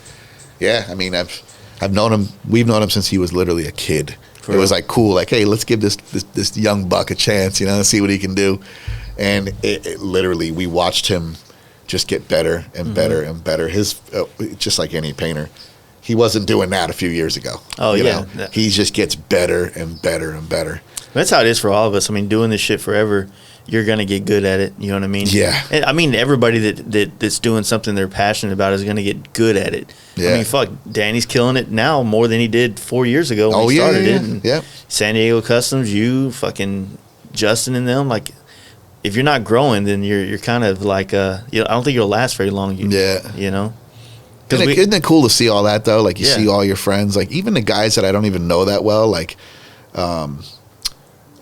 you brought, like, Joe Kidd. Yeah. You know, you brought that dude up. Like, I love seeing that dude thrive and doing his hustle and doing his thing. Like, get out there in them fucking streets, homeboy. You know, like, I love that shit. And when I met him for the first time at Born Free, and it was, like, immediately, like, oh, this dude's a fucking pimp, man. Him and I we sat there like we were old buds, you know. That's because he's a real motherfucker. He's a pimp, you know, and he's a fucking traveler. I like dudes that know how to hit the road, man. I'm a road dog. I put in 30,000-40,000 miles a year to go get my money, you know. If I don't get paid. If Joe Kidd sits on his ass in Indiana somewhere, he ain't making no fucking money. Half the time you don't even know where that dude is. Yeah, exactly. He'll be in Idaho one day and then he'll be in Long Beach at the fucking swap meet with a trailer full of shit, you know? Dude, it's like if that dude doesn't motivate you, well, you ain't shit, man. You just ain't paying attention, you know? And, you know, like I said, and you'll see a post where some dude's crying because the deal didn't go down well. Fuck you. I don't care what the story is. Joe Kidd's a pimp. Yeah, you know a lot of people, or a deal went bad or whatever. The last time he came through, we were actually talking about one of them because, you know, now the FXRs are popular amongst people outside the motorcycle scene, they want to buy into it. Yeah, and they don't understand, like, just like that pup down there. It's like, there's work in that. There's work owning this thing, you know. Like, FXRs are worse than choppers, man. They just have that juju to them, man.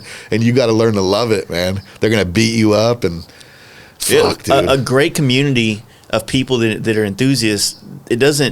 You weed out the weakness. You know what I mean? Everybody that really is into FXRs and rock them, they earned it in some sense. You know, like. Some of them, you know, it just, and then you get this like respect amongst each other that it kind of, it just makes the scene so badass. Yes. Like there's not as much drama, in my opinion, from real FXR enthusiasts as opposed to like, you know, maybe the Dyna thing, because Dyna's, you just got to have a couple grand and you can have you a sweet ass DX, you know? Yeah. Yeah. So there's not as much of an earning process in that. Oh, no, as opposed to. No, and I don't give a shit what anybody says. The most built Dyna on the planet will never handle as good as a clapped out FXR. They just fucking, they're the best handling fucking bike out there, man. It is what it is. Now, would I rather ride a Dyna from here to Jersey? Yeah. Give me that Dyna. I'll take that fucking Give me Dyna. that Dyna. I think it'll soak up those bumps so much better, man. But ripping around, like I'll take an FXR all day, man. Yeah. You know, definitely. They're fun. I'm faster on an FXR than I ever could be on a Dyna, you know. Yeah. Also, I love the fact that you were one of the early adopters of the performance bagger thing, which we talked a little bit about last night. But the there's no, I don't know a better term to use. You know, unfortunately. Yeah, I like we talked about last night. I like high tour, you know, high speed touring. You know? Street touring. But it really is, you know, I'm just so, I don't care how corny it might sound. I love the stereo, man. It's the soundtrack I put together of my playlist, my riding playlist. It's all one thing for me, man. I really fucking enjoy it, man. Maybe I'm getting old. Maybe you know? it's like kind of gives you that same vibe of rolling around that fucking drop top in there. You know what I mean? Yeah, Like shit, man. I love the sound. So I love what that, you know, how I got into baggers was putting those two little tiny speakers on my Dyna that everybody was running that Harley made. I can't remember what they were called. They were two little pods. That gave me a small taste of what it was like to run around with music blasted. Mm-hmm. So now I'm running around blasting oldies all the time. And it don't matter if I'm by myself or with a pack. Like you hear me coming from blocks away, you know. You know, but one of my personal rules is I also have full use of my bags. I don't put subs in there. I won't put amps in my bag. It's still a bagger. It's still ready for travel. It's still comfortable. You know, I'm heavily I like working with Legend, you know? Yeah. I feel that they're... Have you rode their new piggyback shit? I haven't yet. I haven't got a chance to give them a call. I really want to try them out. They look cool. I want to try them out myself. I'd love to... I always feel, though, because coming from off-road, though, it's like you barely need piggybacks with off-road. Yeah. You know, like running around on my Razor and shit where we're doing 80 miles an hour through 3-foot whoops, you know? Yeah. That's when, you know, that's when piggybacks come into play, you know? Where I'm like, the piggyback, it's a little more of a show thing, for you know? sure. Yeah. But it wouldn't hurt. Doesn't hurt, you know? Gets the logo out there a little more. And you got to do it because everyone else is doing it. Legend had to come out with that, you know? Because the guys are running the Olins all pimped out on, you know, sticking up and everything. I just don't think that's very necessary, you know? Oh, for sure. I mean, a lot of motorcycling shit that takes place isn't necessary. Yeah. So it's like, but see, there I am getting old. Yeah. Actually talking about shit that is necessary. Yeah, you're right. You know, none of this shit's necessary. Yeah. Man. I mean, realistically, there are like a lot of the bikes that were, you know, if you look at like bikes built in certain areas of the country, then they're usually necessary to that style of riding. Yeah. In a sense, but the stylization, none of that shit's necessary, and that's what really helps push trends and stuff, though. You know what I mean? Yeah. I mean, getting into the bagger thing, it was like, if you're only going to have one bike, you know, a lot of us I've had anywhere from, in this house, you know what I mean? Yeah. I've had anywhere from 5 bikes to one, you know? And Arizona, even worse, you know? I've been in the dozens out there. That's my hoarding state out there, you know? But this bike does everything. You know, a built Road Glide does everything that I need it to do, you know? And also, I need the reliability now. I don't get to ride as much. Yeah. So the cool stories of being on the side of the road with your friends fixing a bike, I'm fucking done with that. That was 10 years ago for me, you know? I love the reliability. I love the smoothness. That bike's fast as shit, you know? The stereo is great.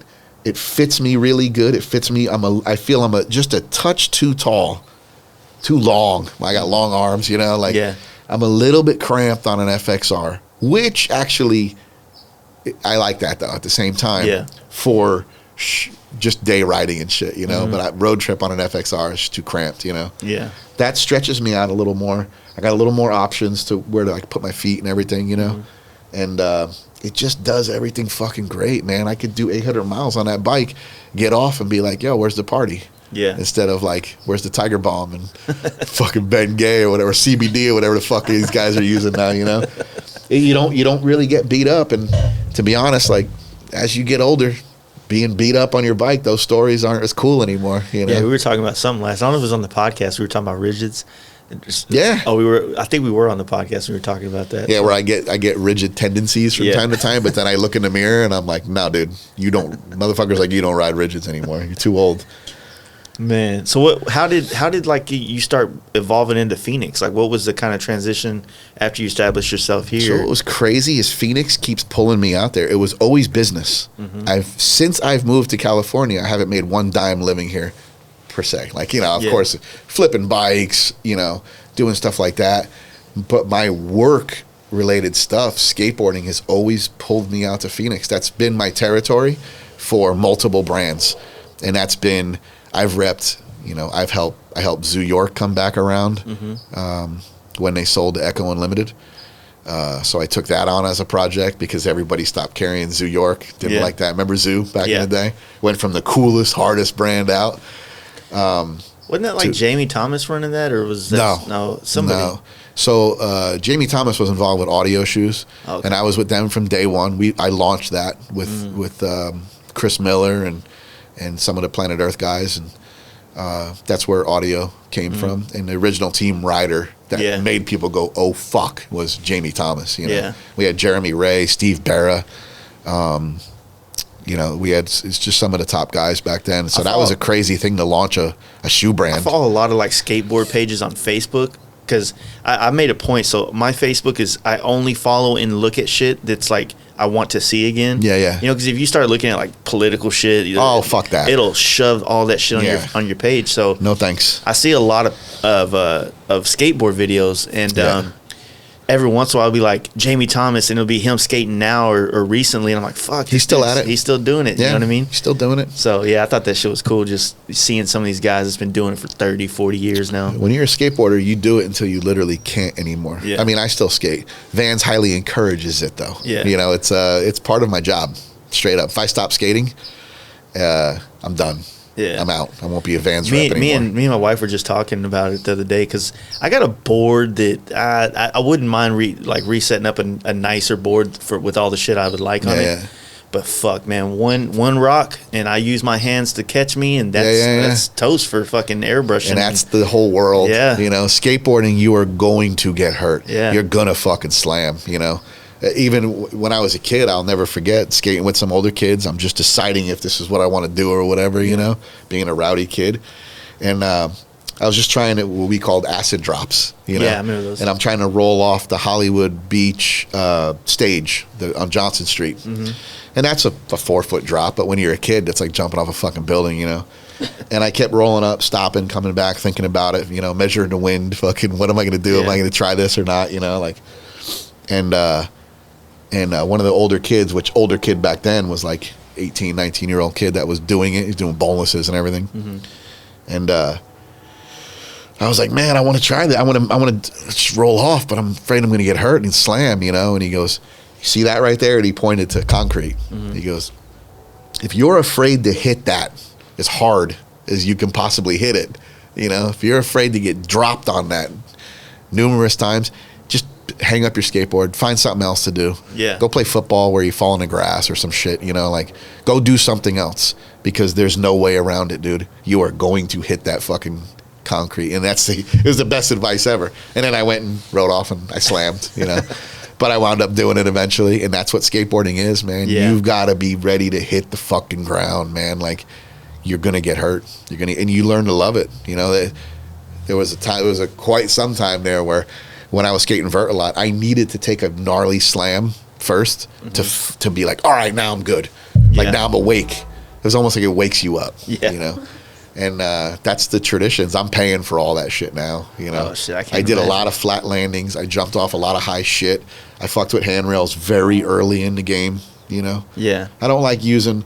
Skateboarding is funny, man. It's like the same egos are in it with motorcycles. Don't ever say you did something first, even if you really believe you did. You know, don't, because somebody somewhere else is doing it. You don't know, you know.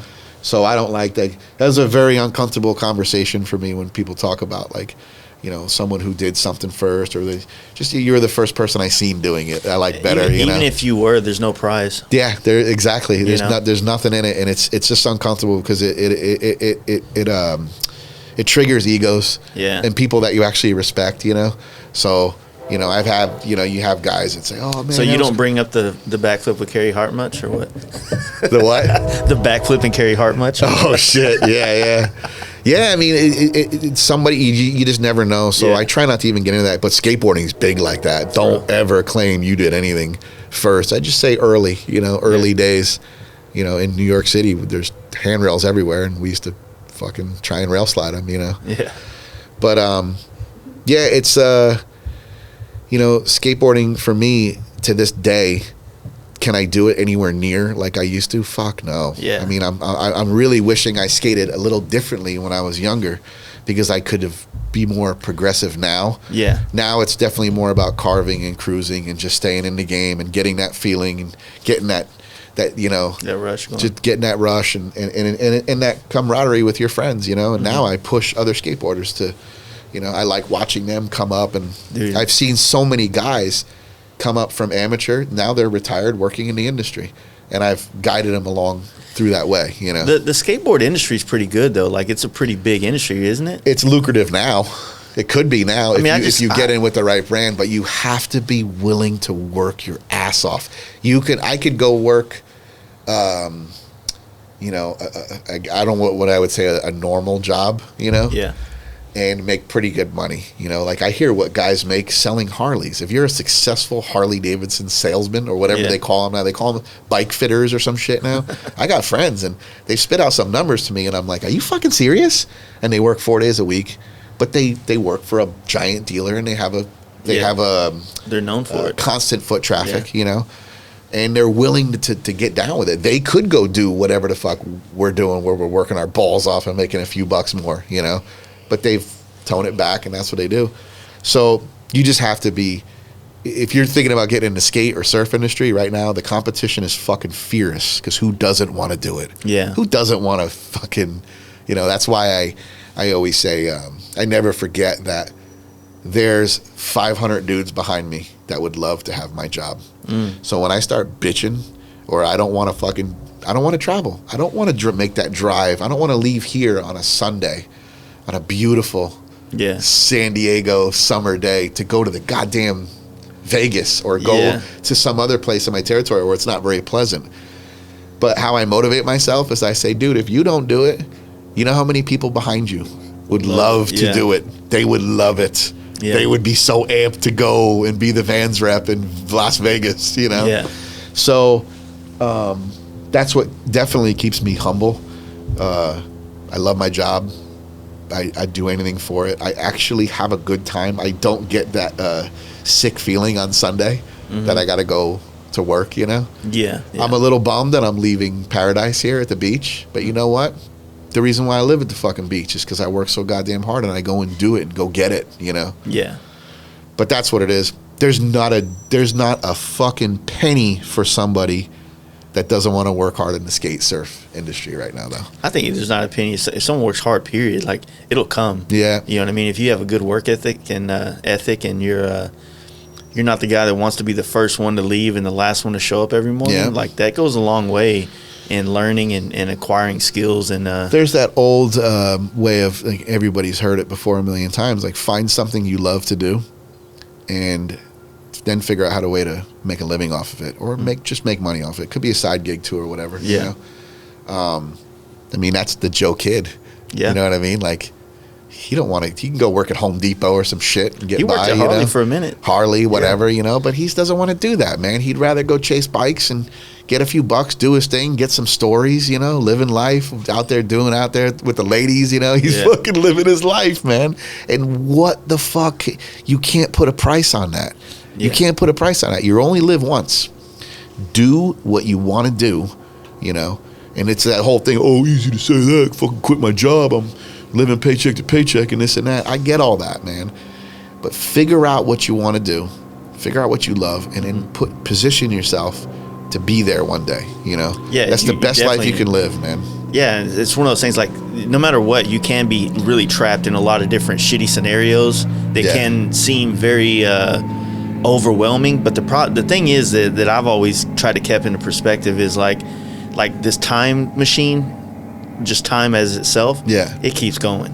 Yeah. And those hard times come and they go, and the good times come and go too. So you have to, kind of on point what we were saying earlier, like you have to appreciate and love these hard times just as much as you're going to love these good times, because they're going to come and go as you know what I mean? Yeah. So if you're in a funk and you're looking at it's part of your story. Yeah. Someone's looking at your life or my life or Danny's life, and they're in a funk, like, why isn't that me? It's like that woe is me shit. Like, that doesn't go very far for anybody. But no, it makes it worse, man. If you like look at it from a perspective of, I want to try that. How do I get there? What's the first step? Yeah. And it might take a year, it might take a month, it might take 10 years, but when you earn anything like that, you appreciate it a lot more. Yeah. So, or just stay in your shitty lane that you don't want to be in anymore and keep. Yeah, but don't be mad at other people for doing what they want to do. Yeah. I guess the whole like dedicate yourself to living the best life you can is just too much work for a lot of people. But don't shit on someone else's dream. Dude, man, I was listening. That's an ugly look. Henry Rollins has been on like Joe Rogan's podcast a couple times, and he said this phrase, man, that just stuck with me. And it's been like a couple years since I heard it. And he's like, he went back to a high school reunion, and this guy came up to him and was like, "Yo, man, like, why you? Like, how did you become you? And I'm who I am. Like, why? You were just some punk ass kid, blah blah blah." And he goes, "Man, I sailed the waters of uncertainty, and you stayed on shore." Yeah. It was something like that. But But that sounds like some Henry Rollins shit right there. And I've always thought about that. Like, you can never expect great things to happen if you don't take the chances that most, I don't want to say ordinary men, but just most people are not gonna try. Like, even just moving from fucking Hollywood, Florida to here is a chance. That's selling waters that a lot of people have a problem, that a lot of people can't swallow doing. Yeah. Getting rid of that the Hollywood, Florida mentality too of there's no money in skateboarding when you live in Hollywood, Florida. There's no career in it. You're wasting your time. What? You're 16 years old and you're still riding a skateboard? What? You're 18? You're still fucking around with a skate? Dude, you're 21. You can go to a bar now. Why are you skating with your friends on a Saturday night? Like, what the fuck are you doing? Are you gay? Like, what? There's chicks over there, And you just and then 22, 23. Every year it becomes frowned upon more and more. Where here it's encouraged. Like you do what you want to do. There's a different culture here, and losing that mentality of all my teachers telling me I'm never going to be shit, got kicked out of school. Some friends went to college, and now automatically think I'm beneath them, Yeah. And all I want to do is ride my skateboard because it feels good. It's the only thing that felt good back then. It felt right, Yeah. And it was also the only time anybody cheered you on when you were a kid. You're getting hated on by cops, security guards, teachers, your own parents for the most part. Yeah. I mean, my parents were actually quite supportive, relatively, for that generation. Yeah. There was no such thing as someone's dad taking you skateboarding and actually skating with you like the kids have it now, But, you go out there with that. I left there with a mentality of like, I'm a fucking loser. I'm always going to be a loser. And that's it, Yeah. And for that to change, for me to come out here and see some success and for people to cheer me on for something other than skateboarding, because all it was you really love skateboarding because you go out with 15 of your friends every night and you're all supporting each other. You're cheering each other on. Make that trick, do that shit, you got it, yeah. And it is a fucking celebration. No one else is doing that for you in your life, That's why so many skateboarders come from broken homes and it's not a. Did you see that movie recently that 90s or something like that? Yeah. I thought that was pretty spot on. It was okay. Yeah, it was definitely a West Coast feel to it, But it was good. That kid's actually a really good skateboarder. I just judged him Phoenix Am skate contest. He's a legit skater, Nice. But then to come out here and to see some type of success from something besides skateboarding, was addicting to me. Where I was like, wow, guys I respect in the business world are like, guys, and also pro skateboarders like Chris Miller are calling me into their office and asking me advice on what the next move they should make for their brand is. And I'm just like, in my mind, still to this day, I'm just a dude from Hollywood, Florida, and it never gets old. It never gets old. Every time a name pops up on my phone, you know, where like I've worked for, you know, I've been helping out suicidal tendencies for a long time now. Like, so me and Mike have become friends, and Mike will call me for whatever reason, you know, advice for whatever, like whether he, you know, should we do a shoe with these guys? What are we doing here? You know, and it's like, holy shit, like, when did this happen? Yeah. You know, you don't really, it never becomes normal, you know, to deal with these people that you've looked up to your whole life, you know? I agree, dude. I was, over the course of December, I went up to this part of Oklahoma to do a job for Covington Customs, and they're old, you know, chopper era, and they built a lot of baggers recently. And you know, I'm staying at Jerry's house, is the guy who started that company, and I'm just tripping out as I'm sitting on the couch with him and his wife, you know, getting lectured on politics. And I'm like, holy fuck, 10 years ago when I was seeing this dude on Biker Build Off, if I would have thought that I'm sitting on his couch 10 years, you know, painting a bike for him and hearing his views on the fucking Democratic debate right now, like, the fuck. And then I went upstairs, and, you know, it was surreal to me. And you know, and I feel like those things are starting to kind of happen. Even, you know, just meeting all these people that, you know, that like yourself and everybody in the industry that you know, you get to see what they're really like. Yeah, you know? And you know, honestly, man, have you been disappointed by anybody? You don't have to mention names or anything. But is there anybody you met where you're like, this dude's a fucking lame? You know what I will say about motorcycles and our industry? A lot of us in the industry are really what we put on social media. You know? Yeah. Like, I feel like a lot of it is very accurate. So, like, whenever I get an idea of who somebody is, like, it might not be 100%, you know, like, but I feel like, man, like, he's kind of like the kind of guy I thought he was. Like, I thought he was a more open talker, rad kind of guy, and now I meet him, and he's kind of that. You know? And so, like, I haven't, like I said, I haven't felt like there's a lot of fakeness in our industry. I know that there is, 100%, but I just, maybe it's also because I usually pick the type of people to bring on this podcast that I feel like are real people. Yeah. You know what I mean? Like, I can tell, you know, clowns whenever I see them or hear them, and I don't really pursue them, you know, and I hope anybody hearing that I haven't talked to you on the podcast just to think that they're part of it. But, you know, no, man, like I said, a lot of people are, I think maybe I've had people on here that I felt like I don't 100% agree with, you know, some of their ideas on how to operate, you know what I mean? But at the same time, like, that's their business, man. It ain't mine.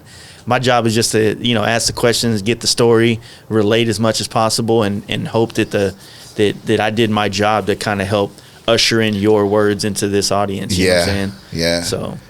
Yeah, I you know, there's such a small amount of us true that are you know, get to be involved, you know, where people want to associate your name with their brand and ask you for help and stuff like that, where, Jesus, man, like,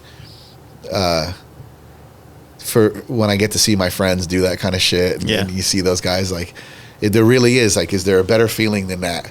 To be like, dude, wow, man, like, are you kidding me? Like, because I have a very, like, photographic memory of what somebody was and where they were in their situation.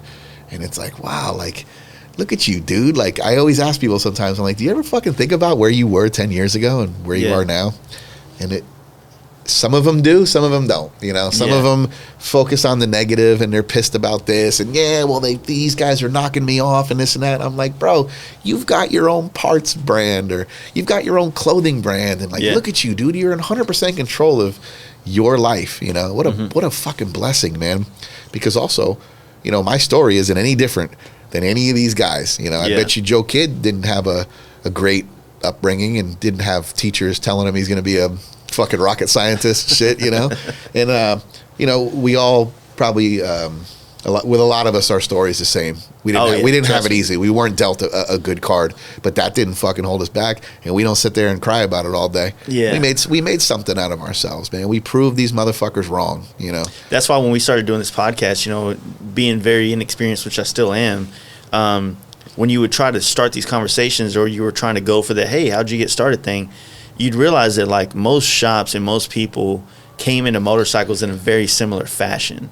You know, like, there's a couple variations of it, but realistically, like, the story was pretty across the board the same, you know. And then so you're like, well, fuck, man, how does you know, like the story's already been told. You know what I mean? Like, you know, so it's like, how do you kind of bring it out? But naturally, I think every story is different, but the path is the same. Yeah. You know what I mean?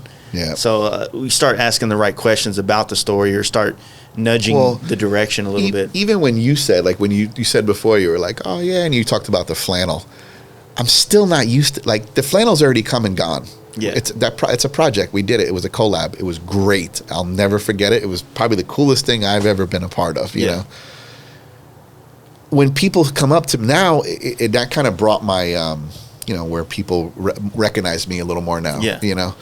And people are excited to show me they're wearing the flannel, and then they want to tell me a story about the dogs, and I love it. I love it so much. And there's never a bad time, you know, that's happened that when I'm eating, you know, whatever. And I'm always like, oh, dude, pull up a chair.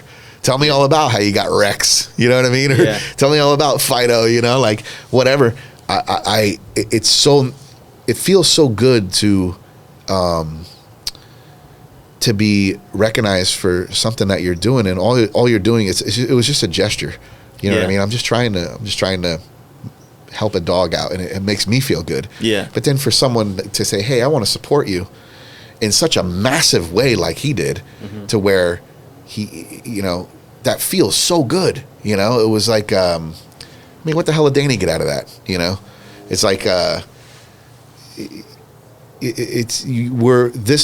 way that this industry works, and the way that people support each other and come together for each other, whether it's down rider or just, you know, helping your friend out, all the collab stuff. I fucking live for that stuff, man. I love it so much when you see people hanging out together and they put it all aside, and it's like you help each other out, you know, and work together. Agreed. Yeah. Because it goes the other way. There's a lot of unnecessary beefs, which just don't do anything for anybody. Oh, it doesn't. And then there's like, yo, man, if we all work together, like life's hard enough to fucking begin with. Let's help each other out. Well, that's one of the things that I tried to do my best in with bringing on other painters on this podcast. You know what I mean? Like bringing on my direct competition, you know, and I've done that because I'm confident in my own work and my style and my customer base, and I'm good. But what I do love about it all being cool is, like, I grew up in the custom paint world before we could all be cool. Yeah. You know, where there was this unrealistic mentality that every painter could paint every bike in the industry. Yeah. You know, and that's just not the case. And now that, like, a lot of us have opened up and become cool, and man, it's just like, I feel like I'm a better painter now. Just being able to have a conversation like this with somebody else and be able to say, like, look, man, like, hey, man, you're my fucking number one favorite painter, you know? Who is your favorite painter? Dude, it's a toss-up right now. Hold on. I'm going through a list in my head right now of badasses.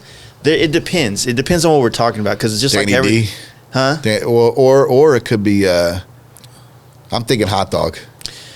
I'm obsessed with certain styles. Like, to me, this might not make a lot of sense, but like, there's a guy named Loker, right? And he's not really big into the into our little performance scene, but he has the ability to paint a bike in a way that it's not busy, but it's just the right. You know, like me, like I can't, like, say if your bike out there, if all the white was just white, to me it would look undone. Yeah. But somehow this guy can paint that bike and do that, exactly that, and it's fucking done, right? Loker's one of my favorites. Poland Designs right now does helmets. He's probably one of my favorite painters right now, and mainly because his work is different, and I'm so used to seeing panels. I'm so used to seeing, you know, all the stuff that we do every day, that, like, that race helmet thing that's becoming a very popular style on Harleys now. Yeah. Is a breath of fresh air, and I think that some of those guys in the helmet paint game are just fucking masters at it. Yeah. You know, so dude, I can sit here and just go down a list, you know. Fucking Hot Dog for sure, Valley Customs, you know. Oh, he's awesome too, man. You know, Andy. I just like that guy. You know what I mean? Like, he's a good dude, man. I'm going to see him Thursday. Oh, no shit. Yeah, he was one of the first painters I brought on the podcast, and just out of a fluke. I mean, he's always cool as shit, man. He's one of those guys you want to see. Like, dude, I want to see this dude blow up. Taylor Schultz, man. Like, the first couple of times I met him, like, I really thought the dude was kind of super standoffish and not very, you know, like, kind of like what I was saying about the old style painters. Yeah, then, you know, we finally broke through and started talking a lot. Now I love that dude to death, man. He came to our party at our shop, and You know, he's a super. Sometimes you just got to break down. Yeah, that. yeah. I mean, man. a lot of guys that, especially the old salty fuckers. You know what I mean? You know, there's guys that I have so much goddamn respect for. I'd be embarrassed to tell them how much love I got for them. You know, that I did not like from the first get go. Guys came on a little strong, a little different. You know. Yeah. And you just didn't know what to think. You know, the first 4 or 5 conversations didn't go well. Yeah. And then all of a sudden something snaps, and it's like, yo, man, I'd do anything for that dude. You know, just good dudes. You know, there was always the scary thing about doing podcasts with people, especially like when it's the first, like, because that was the first time I really met Mikey and Chip. So it's like you get a little bit of a scared anxiety feeling when you start. I'm curious to what you, because if you've noticed, they don't do any other podcasts. You know what I mean? Like that was you know, they're very they're not assholes. You know what I mean? They're fucking great guys. They're my best friend. You would never know about how much they make fun of me and fuck with me. You know. But once again, I'd do anything for those guys. Yeah. But you know, they're not big on. You know, I do when I'm there. I watch the door, you know, when people come in, and I'm like, hey, guys, what's going on? Where are you from? I generally want to know, where'd you fly in from, dude? I'm curious, you know, like, oh, we're from Idaho. We wanted to make sure we came here first stop, you know, and then we're going to go do whatever we want to do. And that blows my mind. It's not even my shop. You know? Exactly. I'm just I've been around it forever, you know, and I've watched it grow. And I'm genuinely like, holy shit, really? Mm-hmm. So you know about this? Yeah, we listen to the podcast, and they recite back to me all the buffoonery that goes on. You know, our podcasts, I feel, are like 3 guys that have like mental disorders that are trying to be normal, and we're failing really bad. And people enjoy, they enjoy the fucking train wreck, you know. But you know, I was wondering what you thought of Chip and Mikey and those guys, because as much as they argue, fuck around with Chip and watch what happens. You know, Mikey will fucking cut your throat. You know, like those dudes are beyond brothers. You know, and it's a trip. They're different from where I wonder what people think when they meet them. You know, man, like I think people would think they're also a lot more serious for some reason than they are, where they don't have a serious bone in their fucking body. When it comes, they can't get their shit together to have a serious fucking sentence. They're always fucking with each other, or fucking with me. But it's all out of love, you know. They let it all hang out, you know. Combine that with the DMT and all the weed, holy shit, they're entertaining as hell to be around. Well, that's kind of like what I was excited about that podcast last night, because I didn't really need to talk. You know what I'm saying? So it was like and it's always good, you know. I think people like listening to podcasts for a little bit of the industry talk, a little bit of the technical side of things. But realistically, I think a lot of people like to feel like they're in the garage hanging out and a part of those conversations that take place. Yeah. And honestly, that podcast was that. You know what I mean? Yeah. It was everybody bagging on each other, taking shots, and you know, giving a little bit of insight. But you know, like I like to let whatever conversation is going to be, I like to let it be. You know what I mean? Because I don't want to force, and I don't want to fucking sound like a director in here. Okay, like, let me pause this real quick and give you a pointer. Hey, you know, we need more of this, and you know, cut that other shit out. Let's run it back again. You know, I don't want to be that. That ain't what this stuff is about. You know what I mean? I just, you know, I always hope that everyone that meets those guys, like, don't let them fool you. I mean, they're tough dudes, you know, obviously. But they have hearts of gold. I mean, just hearts of fucking gold. They're always thinking about their friends. They're thinking about, you know, making sure everybody's happy, everything's good. Mm-hmm. Real family-oriented dudes, like hearts of gold, man. But, you know, except for the guys walking into the jerk-off spot next door. my wife this morning goes, "What are jerkers?" Because she saw the hashtag I put on the picture. And I was trying to explain to her, and I was like, I don't know. I just ended up trying to show her fucking Chip's Instagram fucking stories. So Chip and Mikey, like San Diego Customs, it's kind of like a curse / blessing that they since I've known those dudes, they don't get to experience normalcy. Something is going on in their lives to where like they moved shops to get away from the fuckery, right? only to move to a nicer shop with more fuckery than they've ever dealt with before. I mean, they're across the street from the biggest jerk shack on the fucking planet. It's constant, you know. You got to see it. Yeah. And Chip is just fucking obsessed with it. You know what I mean? Like fucking with those guys and making fun of them and giving them nicknames. And how does he get fucking work done? But he does. You see the bikes that get spit out. Yeah. It's an amazing thing. They can move that shop 30 times and something will be really fucked up around where they're at. They don't get to live in normal. They don't have normalcy. I don't even know if they would function well like that though. Like that's what gives them their personality, edge, you know. Funnier than shit, man. Jesus Christ, those guys. FXR division, you've been there. Yeah. I mean, there's just as much fuckery going on over there too. The way their shop, I think they're out of that building right there in the new spot now. You know what? That's when I go back out there, I want to see it. Because did you see the new spot? They drove me by there. We went to go eat at that Mel's Diner or whatever. Yeah. There's some good food over there. Yeah. Me and you my didn't wife shit yourself afterwards though. The food's good, but it will make you shit sideways, like a fire sprinkler, like fucking straight bowl blast. No, I actually didn't. I don't think. I didn't fuck up their bathroom. No, because we went there. Then did the podcast. It would almost be kind of scary to take a big shit in Big Chris's bathroom. And like, what if you overflowed his toilet? Yeah, I would just walk away. You'd never come back. Dude, I came in here to piss, and should I just piss on top of this shit, or are you gonna get it? I'll throw you a Big Chris story real quick because I know it can't get him in trouble, and it's a long time ago, and whatever the fuck. But, Big Chris, like you said, you could see how he could be a tough dude. It's obvious just looking at him, you know. But I was like, you still see that glazed over look in his eye where he's just a straight fucking stone cold psychopath. He's got that side of him, you know? Yeah. And you were like, no, I kind of see more like he's like a dad that went through some shit, you know, but now he's more grounded and friendly and happy. And I'm like, well, there it is, dude. Like, Big Chris has a switch. Like, when it's not good, it's not good, you know? Yeah. A long time ago, he fucking trying to figure out a way to tell this where it's not somebody owed him some dough and they fucked him over, you know? Yeah. So he found him, rocked him, you know, just one punch and the dude shit himself.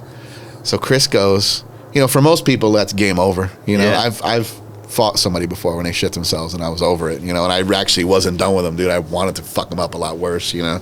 They had it coming and he shit himself. It was obvious and I gagged and got the fuck out of there. That was it for me, man. Big Chris? Nah. Big Chris goes and it was almost like he was expecting it. He goes and gets a fucking hefty bag, puts it on the seat as a courtesy, you know, and then fucking off to the bank. Yeah. Made the dude walk into the bank shit pantsed, get the money out, settle up with him, and then made the dude walk home shit pants, man.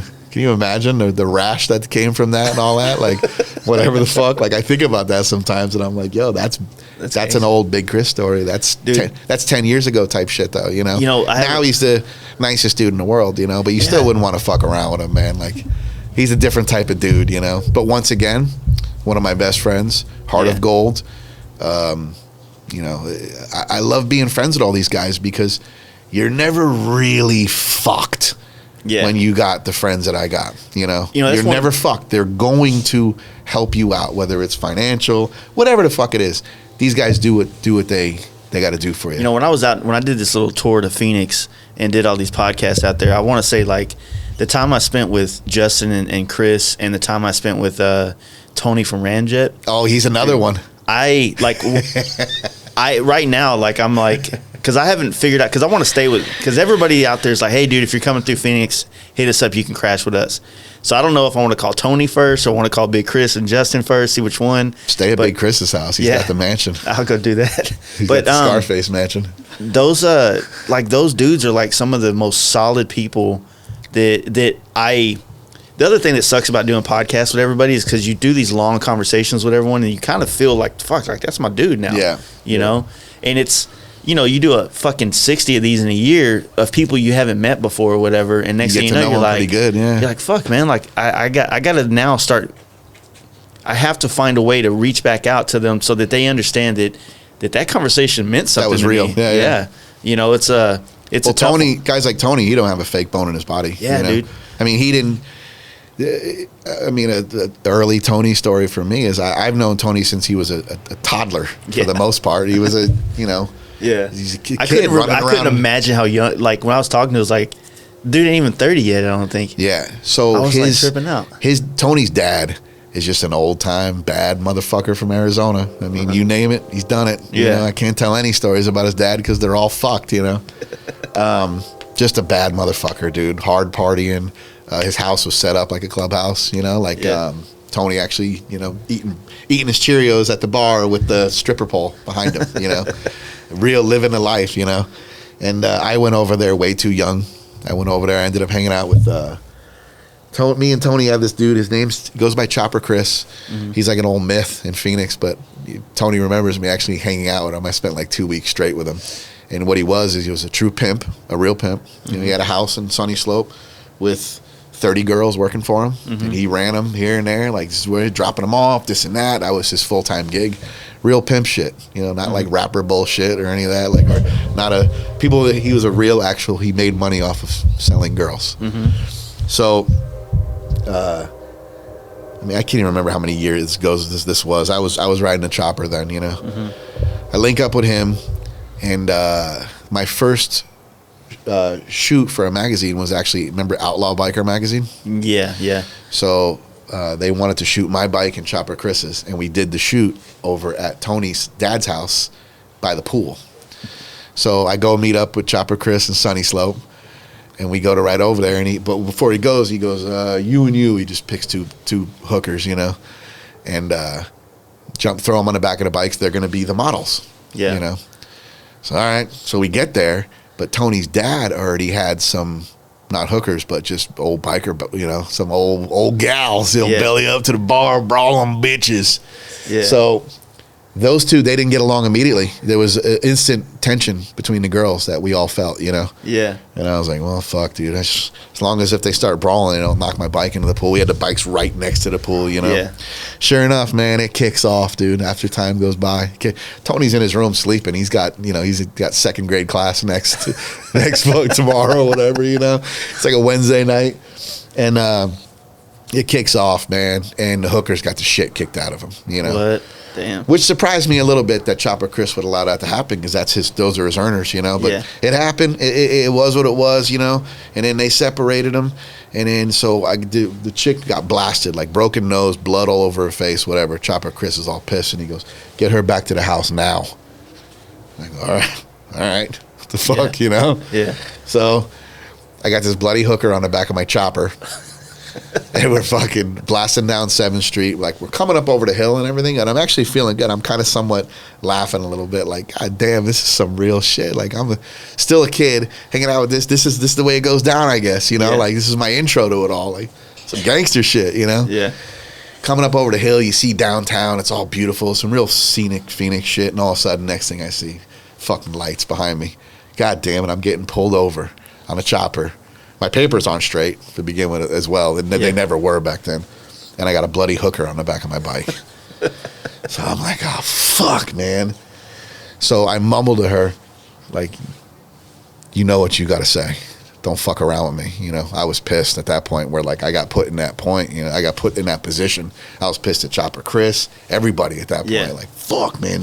Because look at how south that could go. Yeah. All she got to do is tell that cop that I did that to her, So she jumps off. She's like, oh, he just picked me up. He got me out of a bad situation. I got jumped by a bar. I don't want anything to do with pressing charges or going back there. I just want to go home and clean my face up and this and that, And the cop was telling her, hey, man, all you have to do is just hint to me that he did that, and he's gone forever. We'll put him under the fucking jail. Like, he's trying to talk her in. Yeah. She just told him what happened, or that I had nothing to do with it. And that's what, can you be any more of a scumbag lowlife? That's typical cop shit, Fucking cop trying to talk her into framing it out, putting it on me, So he just gives me my shit back. He didn't look at my outdated insurance and my fucked registration. He goes, get out of here. I don't want to see you again for the rest of the night. Roll her back home, And then I ride back over there just to get over there to have to shuttle another one back. I became fucking hooker shuttle guy, you know. And I try to explain it to those dudes. I'm like, look, man, I don't even want to roll through back there again. Like, you got to do this shit yourself, man. Like, I'm trying to make a stand. You know what I mean? Like, I didn't want nothing to do with this shit. So Tony obviously remembers all of that. You know what I mean? Those are childhood memories for him. He came out of his room. What's all the ruckus and shit? You know? Yeah. But that was like normal shit for him coming up. You know, like parties, chaos, strippers, hookers, whatever. And I just happened to fit in with that, you know. And then, like, you know, not even 2 years ago, Tony was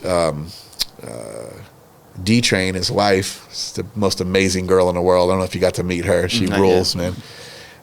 She was working at a bar across the street from a gas station. We just happened to be standing out front. We're waiting for Tony to get to the bar.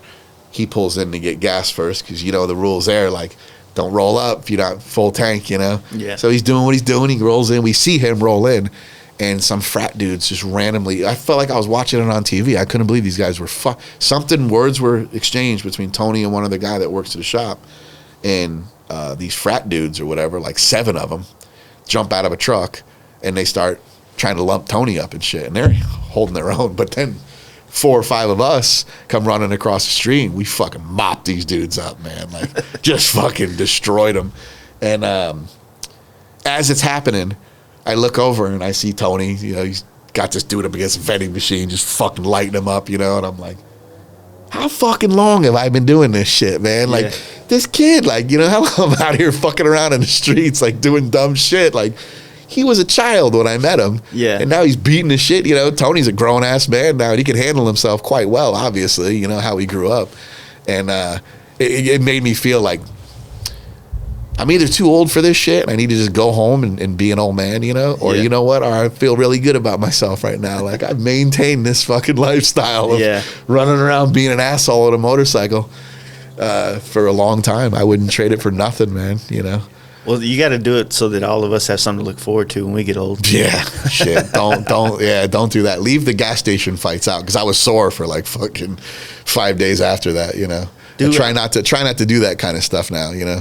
Yeah, I don't know, man. Like in Dallas and Texas in general, I don't feel like that there's that much. There's just a lot more like male masculinity. I feel like that goes on in like Phoenix area where you got all these bikers and all this bike shit going on. Like. They probably, you know what I mean? Like, it just kind of comes off that way, I guess. There's a little bit of a style gap, too, and a generation gap, because there is a lot of us, you consider the younger dudes, you know, maybe a little more rowdy, and then the biker dude that's wearing the chaps and the biker guy, you know, all the Sturgis shit patches. I rode mine, that shit. Yeah, so that can kick off sometimes and get a little strange, but most of the time it's all you. We all get along good, man. We all have fun, you know. Yeah, we got this bar in Dallas called Strokers, and it's kind of like the melting pot for everything. And currently, right now, like our scene, you know, is much more smaller there. And so when you're there, it's like you can count the T-bars on one hand. You know, you can definitely count the bikes, which I've always said like this. Like, we talked about club style last night, but club style in Texas is a stock ass bike and a dude that has nothing but club affiliated colors on. Basic ass bitch bike. Maybe a Kuryakin floorboard or some fucking streamers or a whip. You know, everybody wants a whip out there in Texas. Yeah. And that'd be tough for them to ride with the guys out here, dude. Yeah, it's like those dudes don't do under 100 and no more than 2 feet from each other. So their bikes are set up the best. They got the best setup bikes for straight performance, you know. Yeah, it's just it's a completely different culture on bikes. And we got some dudes in there's no forward controls out here or any of that, man. It's all these guys. If you want to find a good deal on mids, rider, man, go look at the Dallas Craigslist, man. You'll find mids all day long. They're giving them away, trading them for fucking forwards out there. Jesus Christ, man. But yeah, man. So what was so when you came to Phoenix, like that, is that kind of the beginning of the foundry shit, or? Yeah. Fuck. So actually, I mean, I was out there skating a bunch and doing stuff, and foundry kind of came along. Foundry was more like a 10-year stretch of almost like living in a cartoon, man. You know, like you've heard the stories. I can't say a lot of the stuff. Yeah. I mean, allegedly there was an alligator there. Allegedly there was a shooting range. You know, allegedly there's a lot of stuff. I can't remember, honestly. it's one of those things where it's a 10-year span of my life that I've got maybe 3 legit stories that I can tell that can't get anybody in trouble. You know, like shit was fucking wild, man. And it was all revolved around partying. You know, that was it. Like the goal was to have a fucking wild party as often as we can at that spot, you know. And the bunch of guys that bought a property together. It was a small house, kind of like mine here, with a giant. It was a giant warehouse that we turned into like that was our, you know, Fantasy party. That was our factory. party fantasy factory. Yeah, and yes, I guess there was a shooting range, and I can't remember. There was an alligator, 10-foot alligator. You know, Maybe. yeah, he showed up every once in a while, and I don't know who brought him there. I don't know what the story was, and I don't know how he got fed. Yeah. But yeah, it really was. It was 10 years of just pushing it so fucking hard that there was foundry to a lot of younger guys too is a myth. You know, they heard stories about it. Lucky guys like Tony get to remember because they grew up in that life, you know. But I mean, if you just came around in the last 8 or 9 years of getting into motorcycles and stuff, well, then you're just going to hear the stories of what it was like in Phoenix. And it really was. There's no fucking way that you could have done what we did in California. We would have got shut down immediately. Arizona has a really, back then it had a really Wild West feel to it. Yeah. To where, yeah, shooting range, so what? Guns are legal, you know? Yeah. But the, you know, we're fucking shooting cannons down there and shit, you know? And it was just, we pushed it so fucking far that eventually it had to go down in flames, which it did. You know, the feds wound up taking the place. You know, my dumbass was there when we got raided, you know. And when they came started with Fish and Game, and it progressed to the DEA, Joint Terrorism Task Force, which I didn't even know that existed until the guy handed me his card. FBI, Phoenix Gang Task Force was always camped out at the spot, you know. And it was just because of who you're friends with, who you're partying with, you know, having a good time, man. Looking back, we weren't fucking bothering anybody, man. It's the way life really should be, you know. It's private property, and it's invite only. Yeah. And leave us the fuck alone, you know. And that's the way we really wanted it to be. We're like, let's see how much fun we can have here, you know. We like guns. We had a skateboard ramp. It was Fantasy Factory is exactly what it was, you know. I think more people are wanting to kind of, I mean, that's kind of not to that extreme. Like, I don't want the fucking, you know, game warden come to find me. But you want to create a space where, like, you know, instead of going to bars all the time. Yeah, because if we go to bars, we're going to fucking go to prison. Yeah, you know? it's like you either getting hammered drunk and spending a shit ton of money at a bar, or you're getting in fights, or or whatever. But you want to create a space where you can just kick it with your boys and you know what I mean? Like a big garage. I mean, there was a steady crew of like 20, 30 of us around there or whatever, you know. You know, that were always there. And, you know, of course, you put guys like that together and, you know, 4 or 5 guys wind up going to jail or whatever for some shit. And then, of course, they're going to think that we're all doing that. Yeah. You know what I mean? We're all bad. We're all fucking, now we're a gang, you know? Now we're on a fucking gang list. It's all bullshit, man. Like, come on, man. Like, it's just, there's it's the way, it's really the way it should be, man. There's got to be at some point, someone's going to have to, like, do some, you know, kind of like how they did, like, the Dogtown and Z-Boys documentary and shit coming back.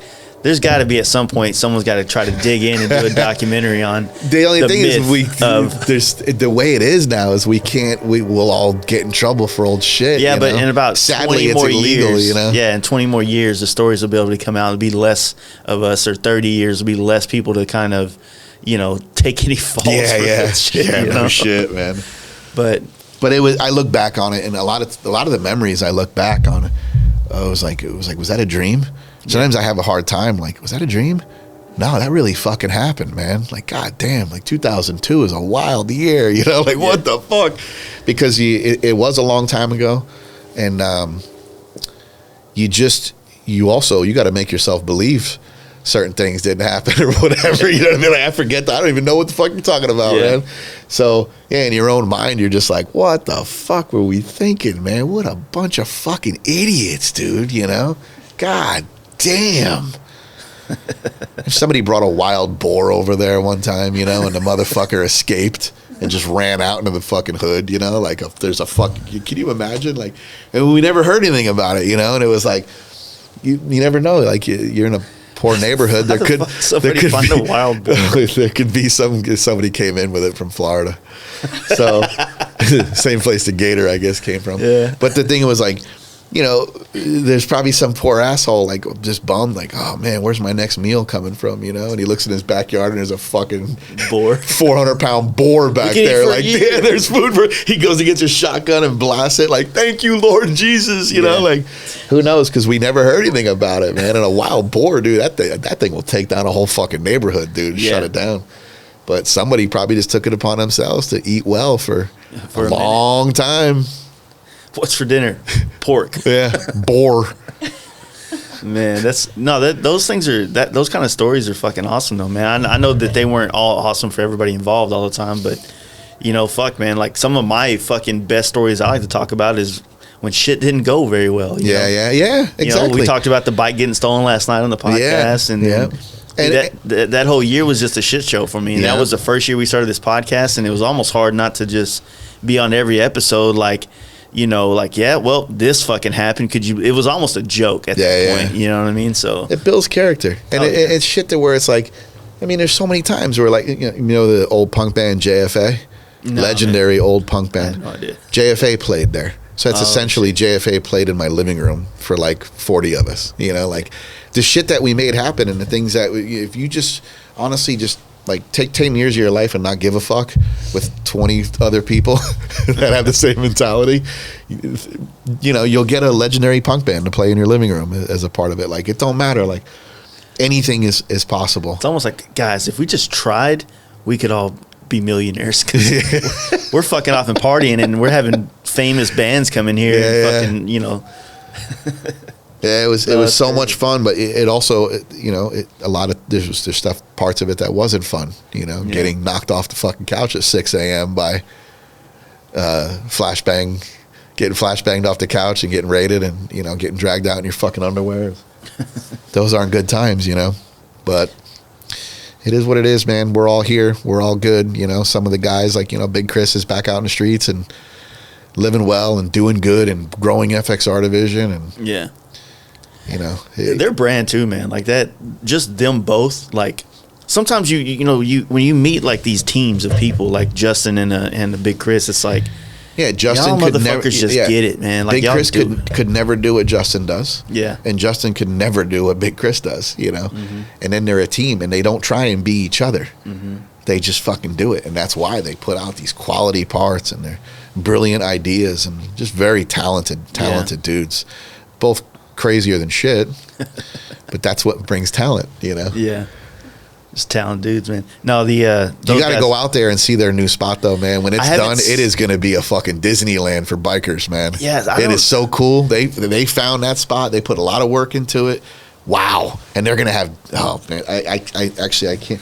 There's a few guys coming over that I don't know yet if they've told their former employers. We've all talked about that stuff. Yeah, it's going to be a powerhouse down there, man. It's going to be frightening. Like, we're talking the best. I can't even say what because it's going to give it away. We've already talked about it. But the best of the best is going to be down there working, and it's like, holy shit balls. Yeah, it's going to be a good time, man. So is Jeff still going to move down there? Jeff Hull? Jeff's been wanting to live in Arizona for so long because he sees what he can get out there in Arizona. And make no mistake, man, I always say, like, the Arizona bike scene, even for what we're into, performance Harleys and stuff, is just as good as anywhere in California. You know? Agreed. There's so much talent out there, you forget, you know, until we all get together for an event or something, and you're like, wow, there's some heavy hitters out here, you know? And it's crazy because I consider myself, I've been out there for 20 fucking years doing whatever I'm doing, you know. I consider myself a local out there as well. Yeah. I've got that Arizona pride, You know, like they were the forgotten ones out there, kind of. You know, where it's like, no, man, I'm watching these guys out here are fucking just as good as anybody anywhere else. You know, but you know they I feel that like my favorite part of that place is it's people getting together. Yeah, I love the collab shit, man. You know, that's the best part of it, and Arizona's big on that, where people working together. You know, it's good that it's come to that now, because I feel like in the other industries, like the baggers side, the other bagger side, it was cutthroat as fuck for a long time. A lot of shit talking. You know, my tire's bigger than yours, and my bike's more unrideable than yours is.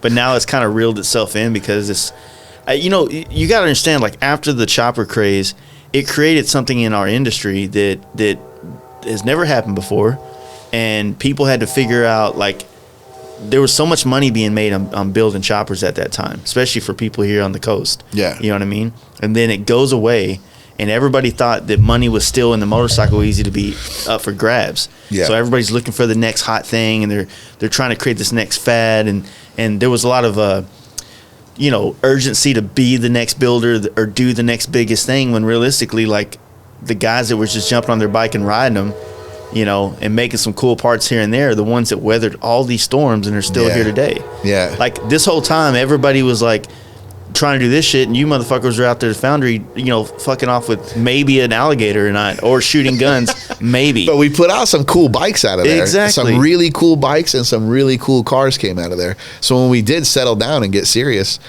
Big Chris put out some great shit then, you know? Like, I didn't quite have the budget that some of those guys did, but I'm proud of the stuff that I put out back then as well. I had one of my first known FXRs came out of there in '86, a black and gray one with the flames and stuff. Yeah, I missed that bike. I wish I never sold it. It was the perfect FXR. It did everything I wanted it to do. Some of the funnest rides I've taken was on that bike, and that's 1,000% Foundry bike.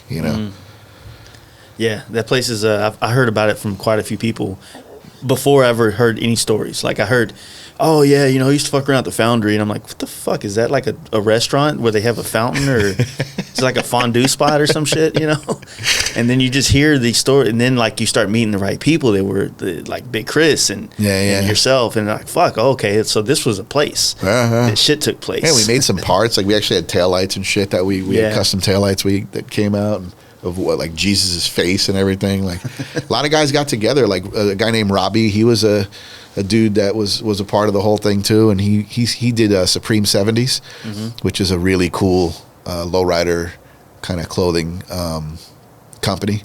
He's an incredibly talented guy, really low key, but he was comfortable working with us doing stuff, and we all put egos aside and we worked together to come out with rad stuff. Shit, Yeah. So moving forward, man, what do you think about this year? What do you think's? Are you excited for anything, or just still living? Or here's a trippy thing, man. The path I've been on, I want to stay on it, and it's around that time. It started around that time where I got him. Yeah. So 8-9 months ago.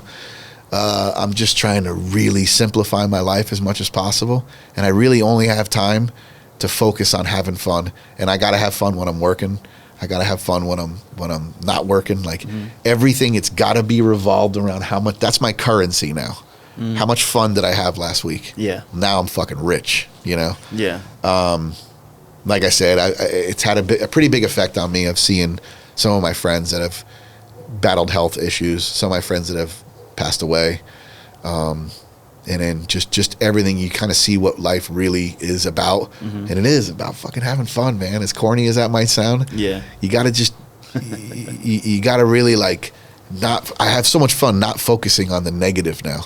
And what I do too is, I remember, like, there's a lot of times where I'm like, man, if that would have happened to me 2 years ago, 3 years ago, like whatever I just went through, they would have fucking sank me. It would have fucked me up for like 6 months. Now I don't even give it the day. I don't even give it the rest of the day. I restart my day. Fuck it, man.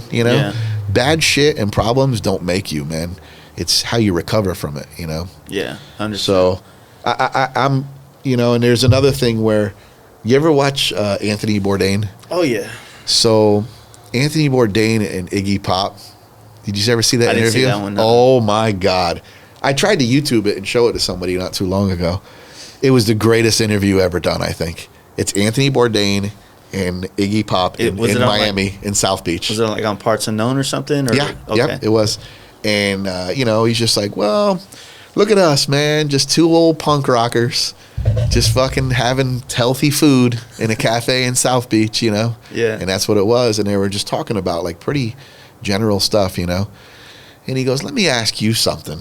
And, of course, Anthony Bourdain, like, brilliant interviewer. He goes, old punk rocker, world's oldest punker, like, you've seen it all and done it all, a million times over. What fucking gets you hyped now? Like, what moves you now? Yeah. What could possibly move you at this stage in your life, And Iggy Pop didn't even hesitate. He goes, I just really enjoy appreciating the people that are giving me love right now. I just appreciate my people, getting love. And he really made it so basic and but it also was like, holy shit, I want to do that too. You know what I mean? I just want to like spend time with my friends and my family, create memories. I call it stacking memories because I used to always talk about money where I'm stacking money, I'm stacking money, I'm going to get this. I'm stacking money, I'm going to get that. I'm stacking memories now, and that's all I want to do, man, is like, I don't have any time for anything that I don't like, I don't have to do it anymore. I've already done it, I've already been through that stage in my life. I only have time for people that bring positivity and good times, Yeah. And not to say, like, I don't want to sound like that almost could sound like a fair weathered friend. Yeah. My friends, I'll fucking die for them, So if they're going through some shit, I'm going to help them. Yeah, but you can tell when you meet someone if they're a constantly negative person or not. Exactly. I don't have time for just fucking negative bullshit, unnecessary crap, I'm watching people that aren't friends anymore, that have been friends for years because of politics and just petty shit, Yeah. All those people got to go. They got to go, man. Go somewhere to fuck else. I don't have any time for them, man. We got to have fun. Ride motorcycles, skateboard, work hard, do cool shit with my friends, do all the collab stuff. And I used to be shy about that kind of stuff, and I didn't want to put my name out there in any way, I felt like maybe it was like a pompous thing, I was even like that with skateboarding. Well, how do you feel about it now? Like we were talking, we were joking about it all fucking night, but now that like the idea of being an influencer, like how do you feel about that? Well, those guys tease me about it because they know it makes me feel uncomfortable. I like to be quiet about how I'm making money and stuff like that. I'm not that guy. A lot of brands that I've worked with and consulted for and done things, you wouldn't even know it unless I brought it up. I just enjoy doing it and I only do it with people that I enjoy doing it with too. Yeah. I've never backed a brand or a person that I didn't like. I always say, like, not bragging or anything, but I do have a couple bucks in the bank, so I could run whatever fucking pipe I want to run on my bike. Yeah. If I'm running your pipe, it's because it's the best pipe. It's the best pipe I can have on my bike. Yeah. I can do that. I can afford that. I don't have to run a $400 pipe because I can't afford a $1,200 pipe. I can do that. If that sounds like bragging, but it's just the facts. Well, that's kind of the same thing with me too. Like, as far as like when it comes to stuff on my bike, I get offered a lot of things too. But if that's just not my thing, like I don't want to. I'm not going to take just for the take. You know? I mean, so like, what's the cheapest thing on my bike right now? Looking at it, probably the Clockworks windshield. Windshield. I could run any goddamn windshield I want. I take theirs because they send them to me on any build I do, and it actually works. It shoots the wind over the top of my helmet. There's no buffeting, The thing about it, because I'm the same way with Clockworks, they take care of me, but I bought, I don't know, 40 of them in my lifetime. Yeah. I ran those things forever because I liked them, and then that's what got me to the point to be able to be in that position to do the brand ambassading or whatever for it. And so now it's the same thing with everything. It's like I just run this shit because it works. So that way, it works for me. I'm not trying to promote everybody, but like you run these products and you run these things and you love them, and then next thing you know, like after you bought 4 of them or 5 of them over the years, The company's like, hey man, I appreciate you being loyal to us. Let us, return the favor. Yeah. Instead of like, because you hear a lot of younger guys that, they get 5,000 followers and they're like beating down your door. Yeah. I can't imagine all the people asking for vans from you. Oh God, yeah. That's why I'm glad that like I just avoided it all. Yeah. I don't even open my DMs on shit like that. Yeah. If I see vans, Hey dude, it's like I can do a rolling burnout, man. You need to sponsor me with some vans. Oh my God, dude. Yeah. I mean, but like you're saying, like with the pipes, like I was strictly Thunderheader my entire life. Mm-hmm. It was from the day I got from FXRs to Dynas to Rogue Lights, all Thunderheaders for me. I wouldn't even consider it. And just like every other asshole in the world, I paid for every one of them, and I fixed them when they were broke. Yeah. Thank you, Justin. Like that's the only pipe that even existed to me. Every other pipe to me sounded like a fart can. Yeah. So then the M8 comes out. And I get the truth from Fueling Parts that Thunderheader and also anyone else that was Thunderheader's a no on the newer engines. the newer motors, because all they did was just they didn't make any difference, and it's just another Thunderheader. That's a whole different setup, Yeah. So when Luke at Fueling Parts is like, nah, dude, we're not building your fucking motor for you to put a Thunderheader on it. It's an M8. Well, what do I run? Bassani's the pipe. They own the M8 motor, and I was like, shit, man, because I don't like Bassani on the other, and I want to be able to say that, So I was just ready just to buy the Bassani, so I could say whatever I want, do whatever I want, and he told them that it was going on one of my bikes, so most likely it's going to get out there and Be seen. get a lot of love and be seen. So Bassani said, fuck that, send them I was ready to pay for it. Yeah. I preferred to pay for it. They sent it to me. So I still speak the truth, regardless, though. Mm-hmm. Bassani doesn't want me to say that I don't want. They didn't send me a free pipe for me to say that I don't like the way they sound on non-M8 motors. But I'm telling you this, on that, I would take that pipe off that bike for nothing. The sound is beautiful. It sounds better than anybody else's pipe that I've heard by far. It's the only pipe that actually makes the M8 kind of sound like a twin cam, Sounds great, looks great. I'm telling you this, the quality of it is so fucking far beyond what I'm used to. I'm used to my pipes breaking all the time, and that thing's as solid as a rock. Well, So, you and Joe Kidd would definitely get along well, because he's a Thunderheader guy through and through, regardless. Yeah. Like he won't fuck with anything else but a Thunderheader. but he'll never fuck with an M8. I tried. either. He was at my shop a couple months ago, and I tried to get him to ride my bagger. So I was gonna fucking take a picture of It'll it. fuck his head up, Dude, he was like, I ain't touching that thing. Yeah, I know. He's strictly FXR. And that's fine. I love that about him, see you at the chiropractor in a few years, Joe. Well, he's still young and got. Yeah. And some guys just don't give a shit regardless, man. I take my comfort a little serious. I even run the removable backrest now. I don't give a fuck, Kind of goes with the look of the bike, because I run a little bit of that Oakland style too as well, But yeah, comfort's a big thing for me. Yeah. Well, shit, man. How far deep are we? 2:30. Ah, damn. Yeah. I was actually thinking it was more, because it actually, if people don't know, it got dark. We're sitting in the fucking dark right now. I can barely see you. Yeah. The lights from the board in the kitchen are brighten the way here. No, it's cool, man. Like I said, I didn't know if you really wanted to touch on anything else. What, do you got anything? No, fuck, man. I mean, unless you had any other questions. I'm stoked that we got to talk about the dogs, because that is I wanted to. It's one of the biggest joys in my life right now, is doing that. And then like I tell everyone this, man, like I don't like doing podcasts. Like I'm not the one and done guy, right?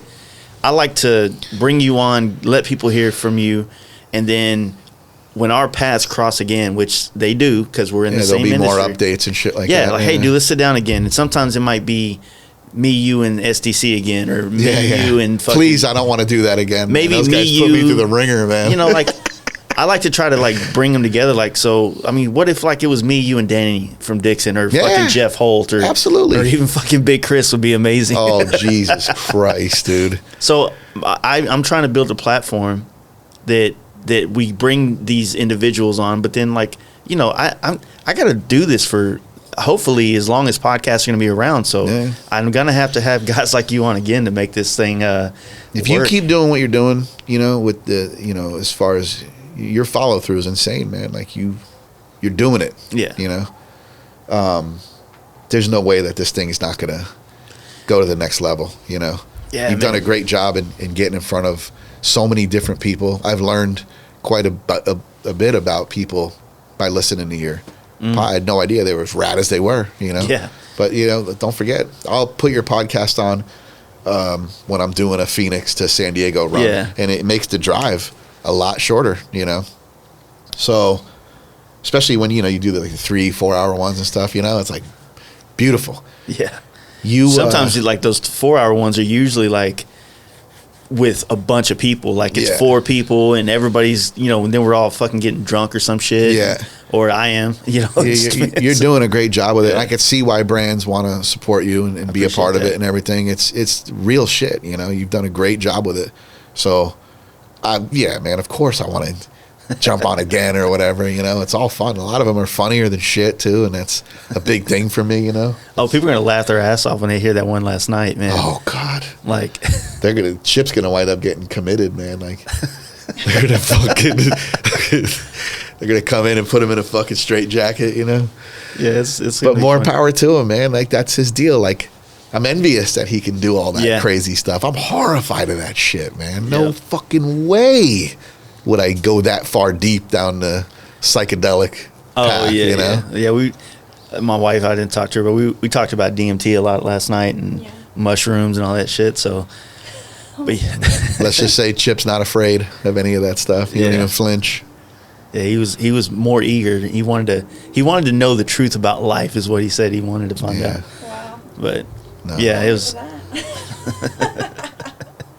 oh man, it was wild listening to what if you don't come back? What if you don't come back? He was just high as fuck the whole time. Dude, fucking, he was killing the bong. But when I showed up, it was bong, bong, bong, bong, and then we started the podcast. And I think there's one more bong. Don't think for a second that was any different than what life normally is. Just every day. Yeah. If they invented just a mask, almost like a CPAP mask, that he could just wear all day, and just inhale and not have to worry about any of that shit. If he could cut all that out, he would be a much happier just put it in his vein. Man. Yeah. And you want that out of him. That's the best chip you're going to get, man. It works for him. He's an advocate for, like, I started smoking because of him. Mm-hmm. Like I see what it does for him, and it really levels him out, and the guy's productive as hell, even with all the hours of the jerkers every day and fucking around with the dogs and all this shit, and then all of a sudden this amazing bike appears on the lift. When he gets down, and a lot of that's it's because of the weed. It fucking just puts him in his zone. Maybe he's wired like wild. Yeah, dude, you walk in there. Oh yeah, I know what it's like when he's not high. You don't want to be around him. So, but when he gets down, man, the music gets turned up, and he's on the bike working, man. Like it's wild to watch it, man. My wife right here, she get all bitchy sometimes. I'll be like, "Did you smoke? Yeah. Did you just You either need a smoke or a nap or food. Yeah. Food, yeah. Yeah, all three. Yeah, dude. Yeah, it's a nightmare sometimes. You just walk into a shit show of storm of like things going on that she's not happy with. Oh yeah. Do drugs, please. Yep. Have you done any yet? It's a beautiful thing that you have that, man. Yeah. Imagine the world without weed for Great. people. Jesus. Oh yeah. Hopefully, man. Like I think that's one of the things that maybe Trump or whoever's next is going to try to run on that platform of legalization nationwide federally. Yeah. Which I think could be a smart move for anybody. But dude, it's time, man. Yeah. When you're fucking riding around in fucking in Arizona and they have these signs up saying weeds destroys children's lives and shit. Yeah. And then you jump over a border and it's helping people's lives. Yeah. It's just like, how the fuck are you still we selling smoke that? on the streets here, man. You know, like there's a kind of an unwritten law of like, look, if there's kids around or families or whatever, take that shit somewhere the fuck else, you know? But overall, like if the time is right, the time's right. You know? I love that. That's honestly the way it should be. I don't consider weed a drug at all. I consider it it's a medicine, with no side effects. Yeah, so I was telling you last night, man, like I've been trying to smoke more just to kind of curb some of the drinking, but I found that the social side of it is what I like about drinking. You know, having a drink with friends, but I feel like I can have an edible with friends and have a good time, as opposed to like I smoke and I'm done. You know. Yeah, you heard. Yeah. You heard my edible story. No thanks. Drinking, I quit drinking a long time ago. I don't even have a real. People always ask like, how many years is it now? And I stopped counting. You know, Yeah. I haven't drank in a long time because it's just a known fact. If I drink, I'm going to fuck something up. You Yeah. know, some I feel aspect like- of my life will be fucked up. You know, I feel like drinking is for me, it's gonna be something that will go away eventually. Like, cause I don't think that you can really sustain a real life forever drinking the way that I like to drink, and I know a lot of people like to. It's like kind of like the foundry. You got to fucking do it and get away with some things. Maybe you don't get away with everything, and then like you fucking close that chapter and go on to the next one. You know, so I'm still in my book right now on that deal, but some people get positives from it, like you said. It takes the edge off a little bit. Yeah, for sure. Social situations and everything, but for me, there's no upside to it. I drink a lot, and then I fucking ruin something, you know. So in my life now, I have no room for error in that realm. Yeah, like you know you what I can mean? lose a lot more nowadays. Yes, You know, I and can that's- lose everything. and that's kind really of like hard for. Yeah, it's kind of like what I've been looking at is like, fuck, man, like, just not even that, just now that like you get on a pedestal and your words, people are fucking clocking them, and doing this podcast, it's like the first Joe Kidd podcast that we did, that's our highest listened to, is the most embarrassing thing I've ever had my name on for myself, because I was wasted? obliterated drunk. Really? Yeah, and there's like coin phrases that I said, like you're gonna go trade bikes for buttholes on Craigslist and shit like that. And it's like people bring that shit up and it's funny to them, but I'm like, and I'm glad it's funny, but like if I cringe when I listen to it. Like, I'm the professional. You've had him one. on multiple times, right? He's had 2 podcasts with The one I Justin. listened to, he was on with other dudes. There was other guys involved. You were probably listening to the recent one, which was our 100th episode. Okay, and yeah. that was basically Joe, FXR Mike, and my buddy that owns Texas Performance, Okay.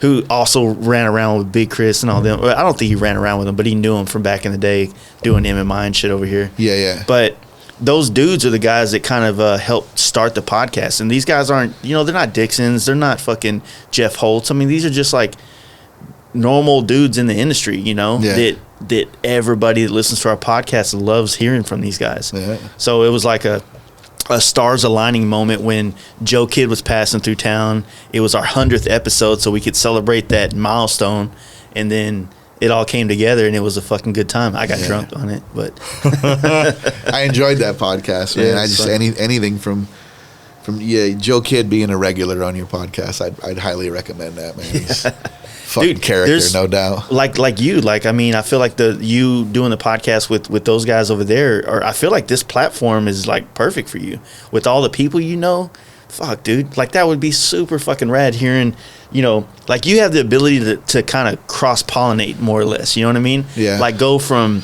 the bike world to the skate world to the fucking the punk rock scene to all that shit that I try and stay up with all the low riders is like my first love anyway too. So yeah, it is kind of trippy how it does blend together pretty well. Yeah, it all. I mean, I didn't mean for it to be like that, but it kind of does. It's just shit that I like. exactly.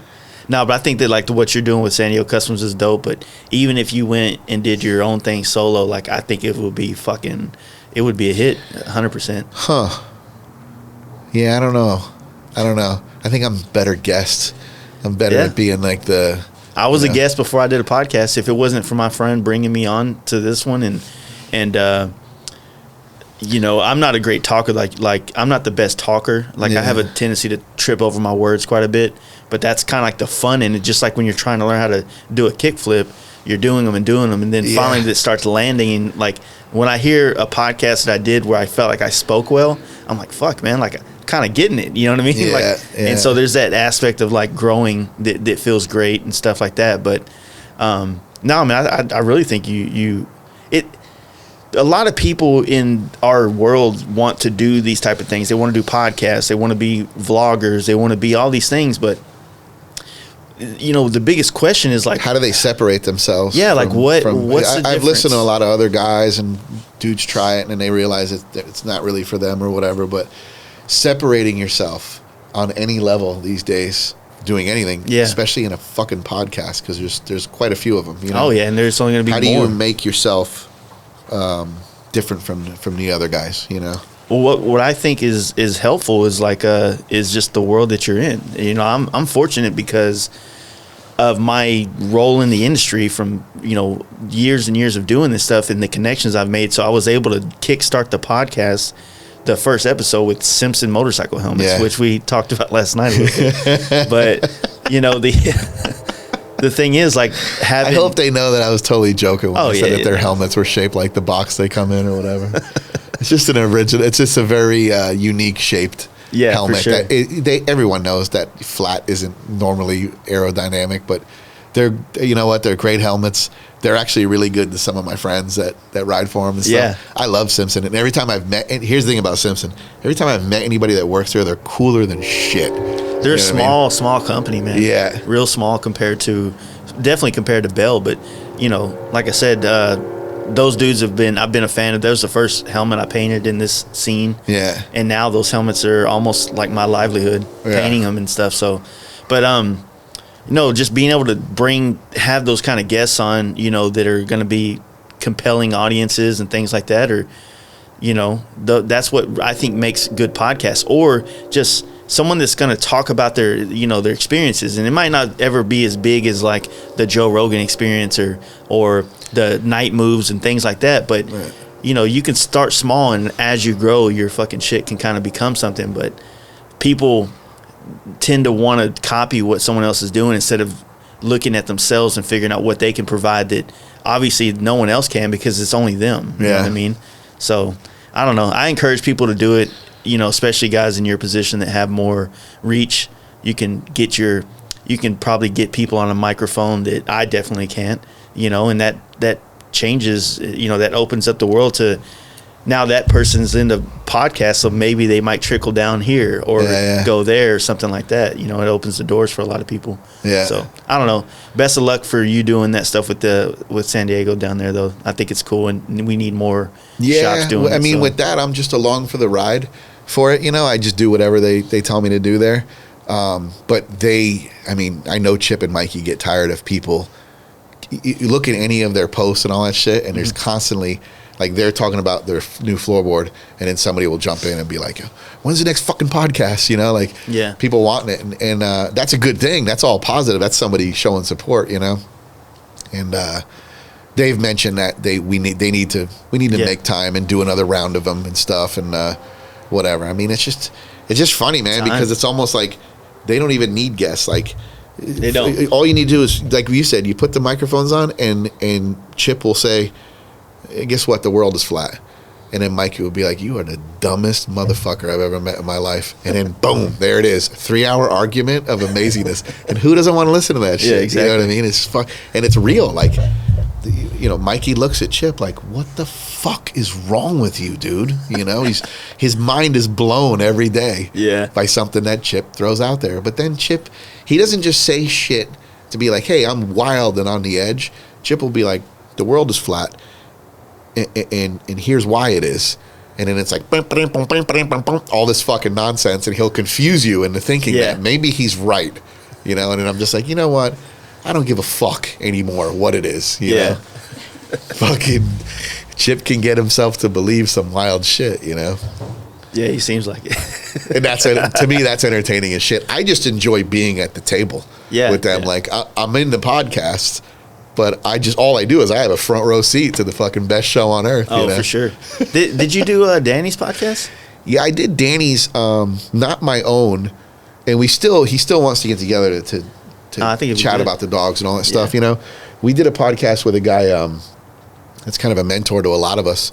Is a guy named Doug Butcher, who had at one time the biggest hardcore chain, because chain store and hardcore skate doesn't mix. Yeah. And he's the only one who's done it right.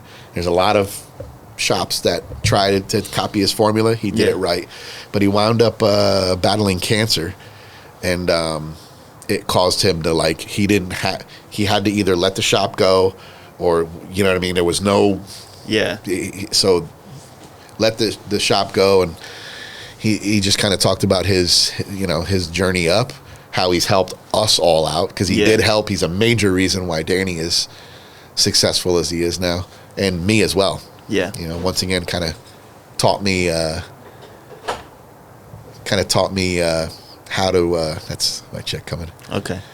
So he kind of taught me how to like basically carry myself as like a businessman. You know, which is tough. I made it so far to where it was like I'm a skateboarder doing business, and then from there it went to how do I actually conduct myself like a professional. And he taught me that.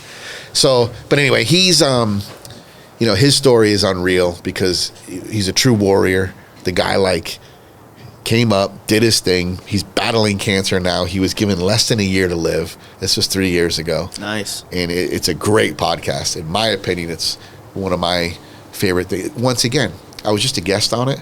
I just happened to show up while he was there, and I jump on the mic and everything, and we did our thing, and I did my, I tried to make light of it. Kind of like the Where's Waldo in the bike world. I just pop up. There's wherever, like hey, every picture, every situation, like find G. Somewhere. He's there somewhere. But that was another podcast where I was like, fuck, I just had front row seat to like the raddest conversation ever between Danny and Doug, because I highly suggest listening to that one. Okay. I haven't heard that one yet. Yeah, it's probably only like, because Danny slowed down on his podcast quite a bit, so it's probably only like, I don't know, maybe 8 or 9 back, maybe. Okay. But it's 180 in a Dream and Doug Butcher. If you look for that one.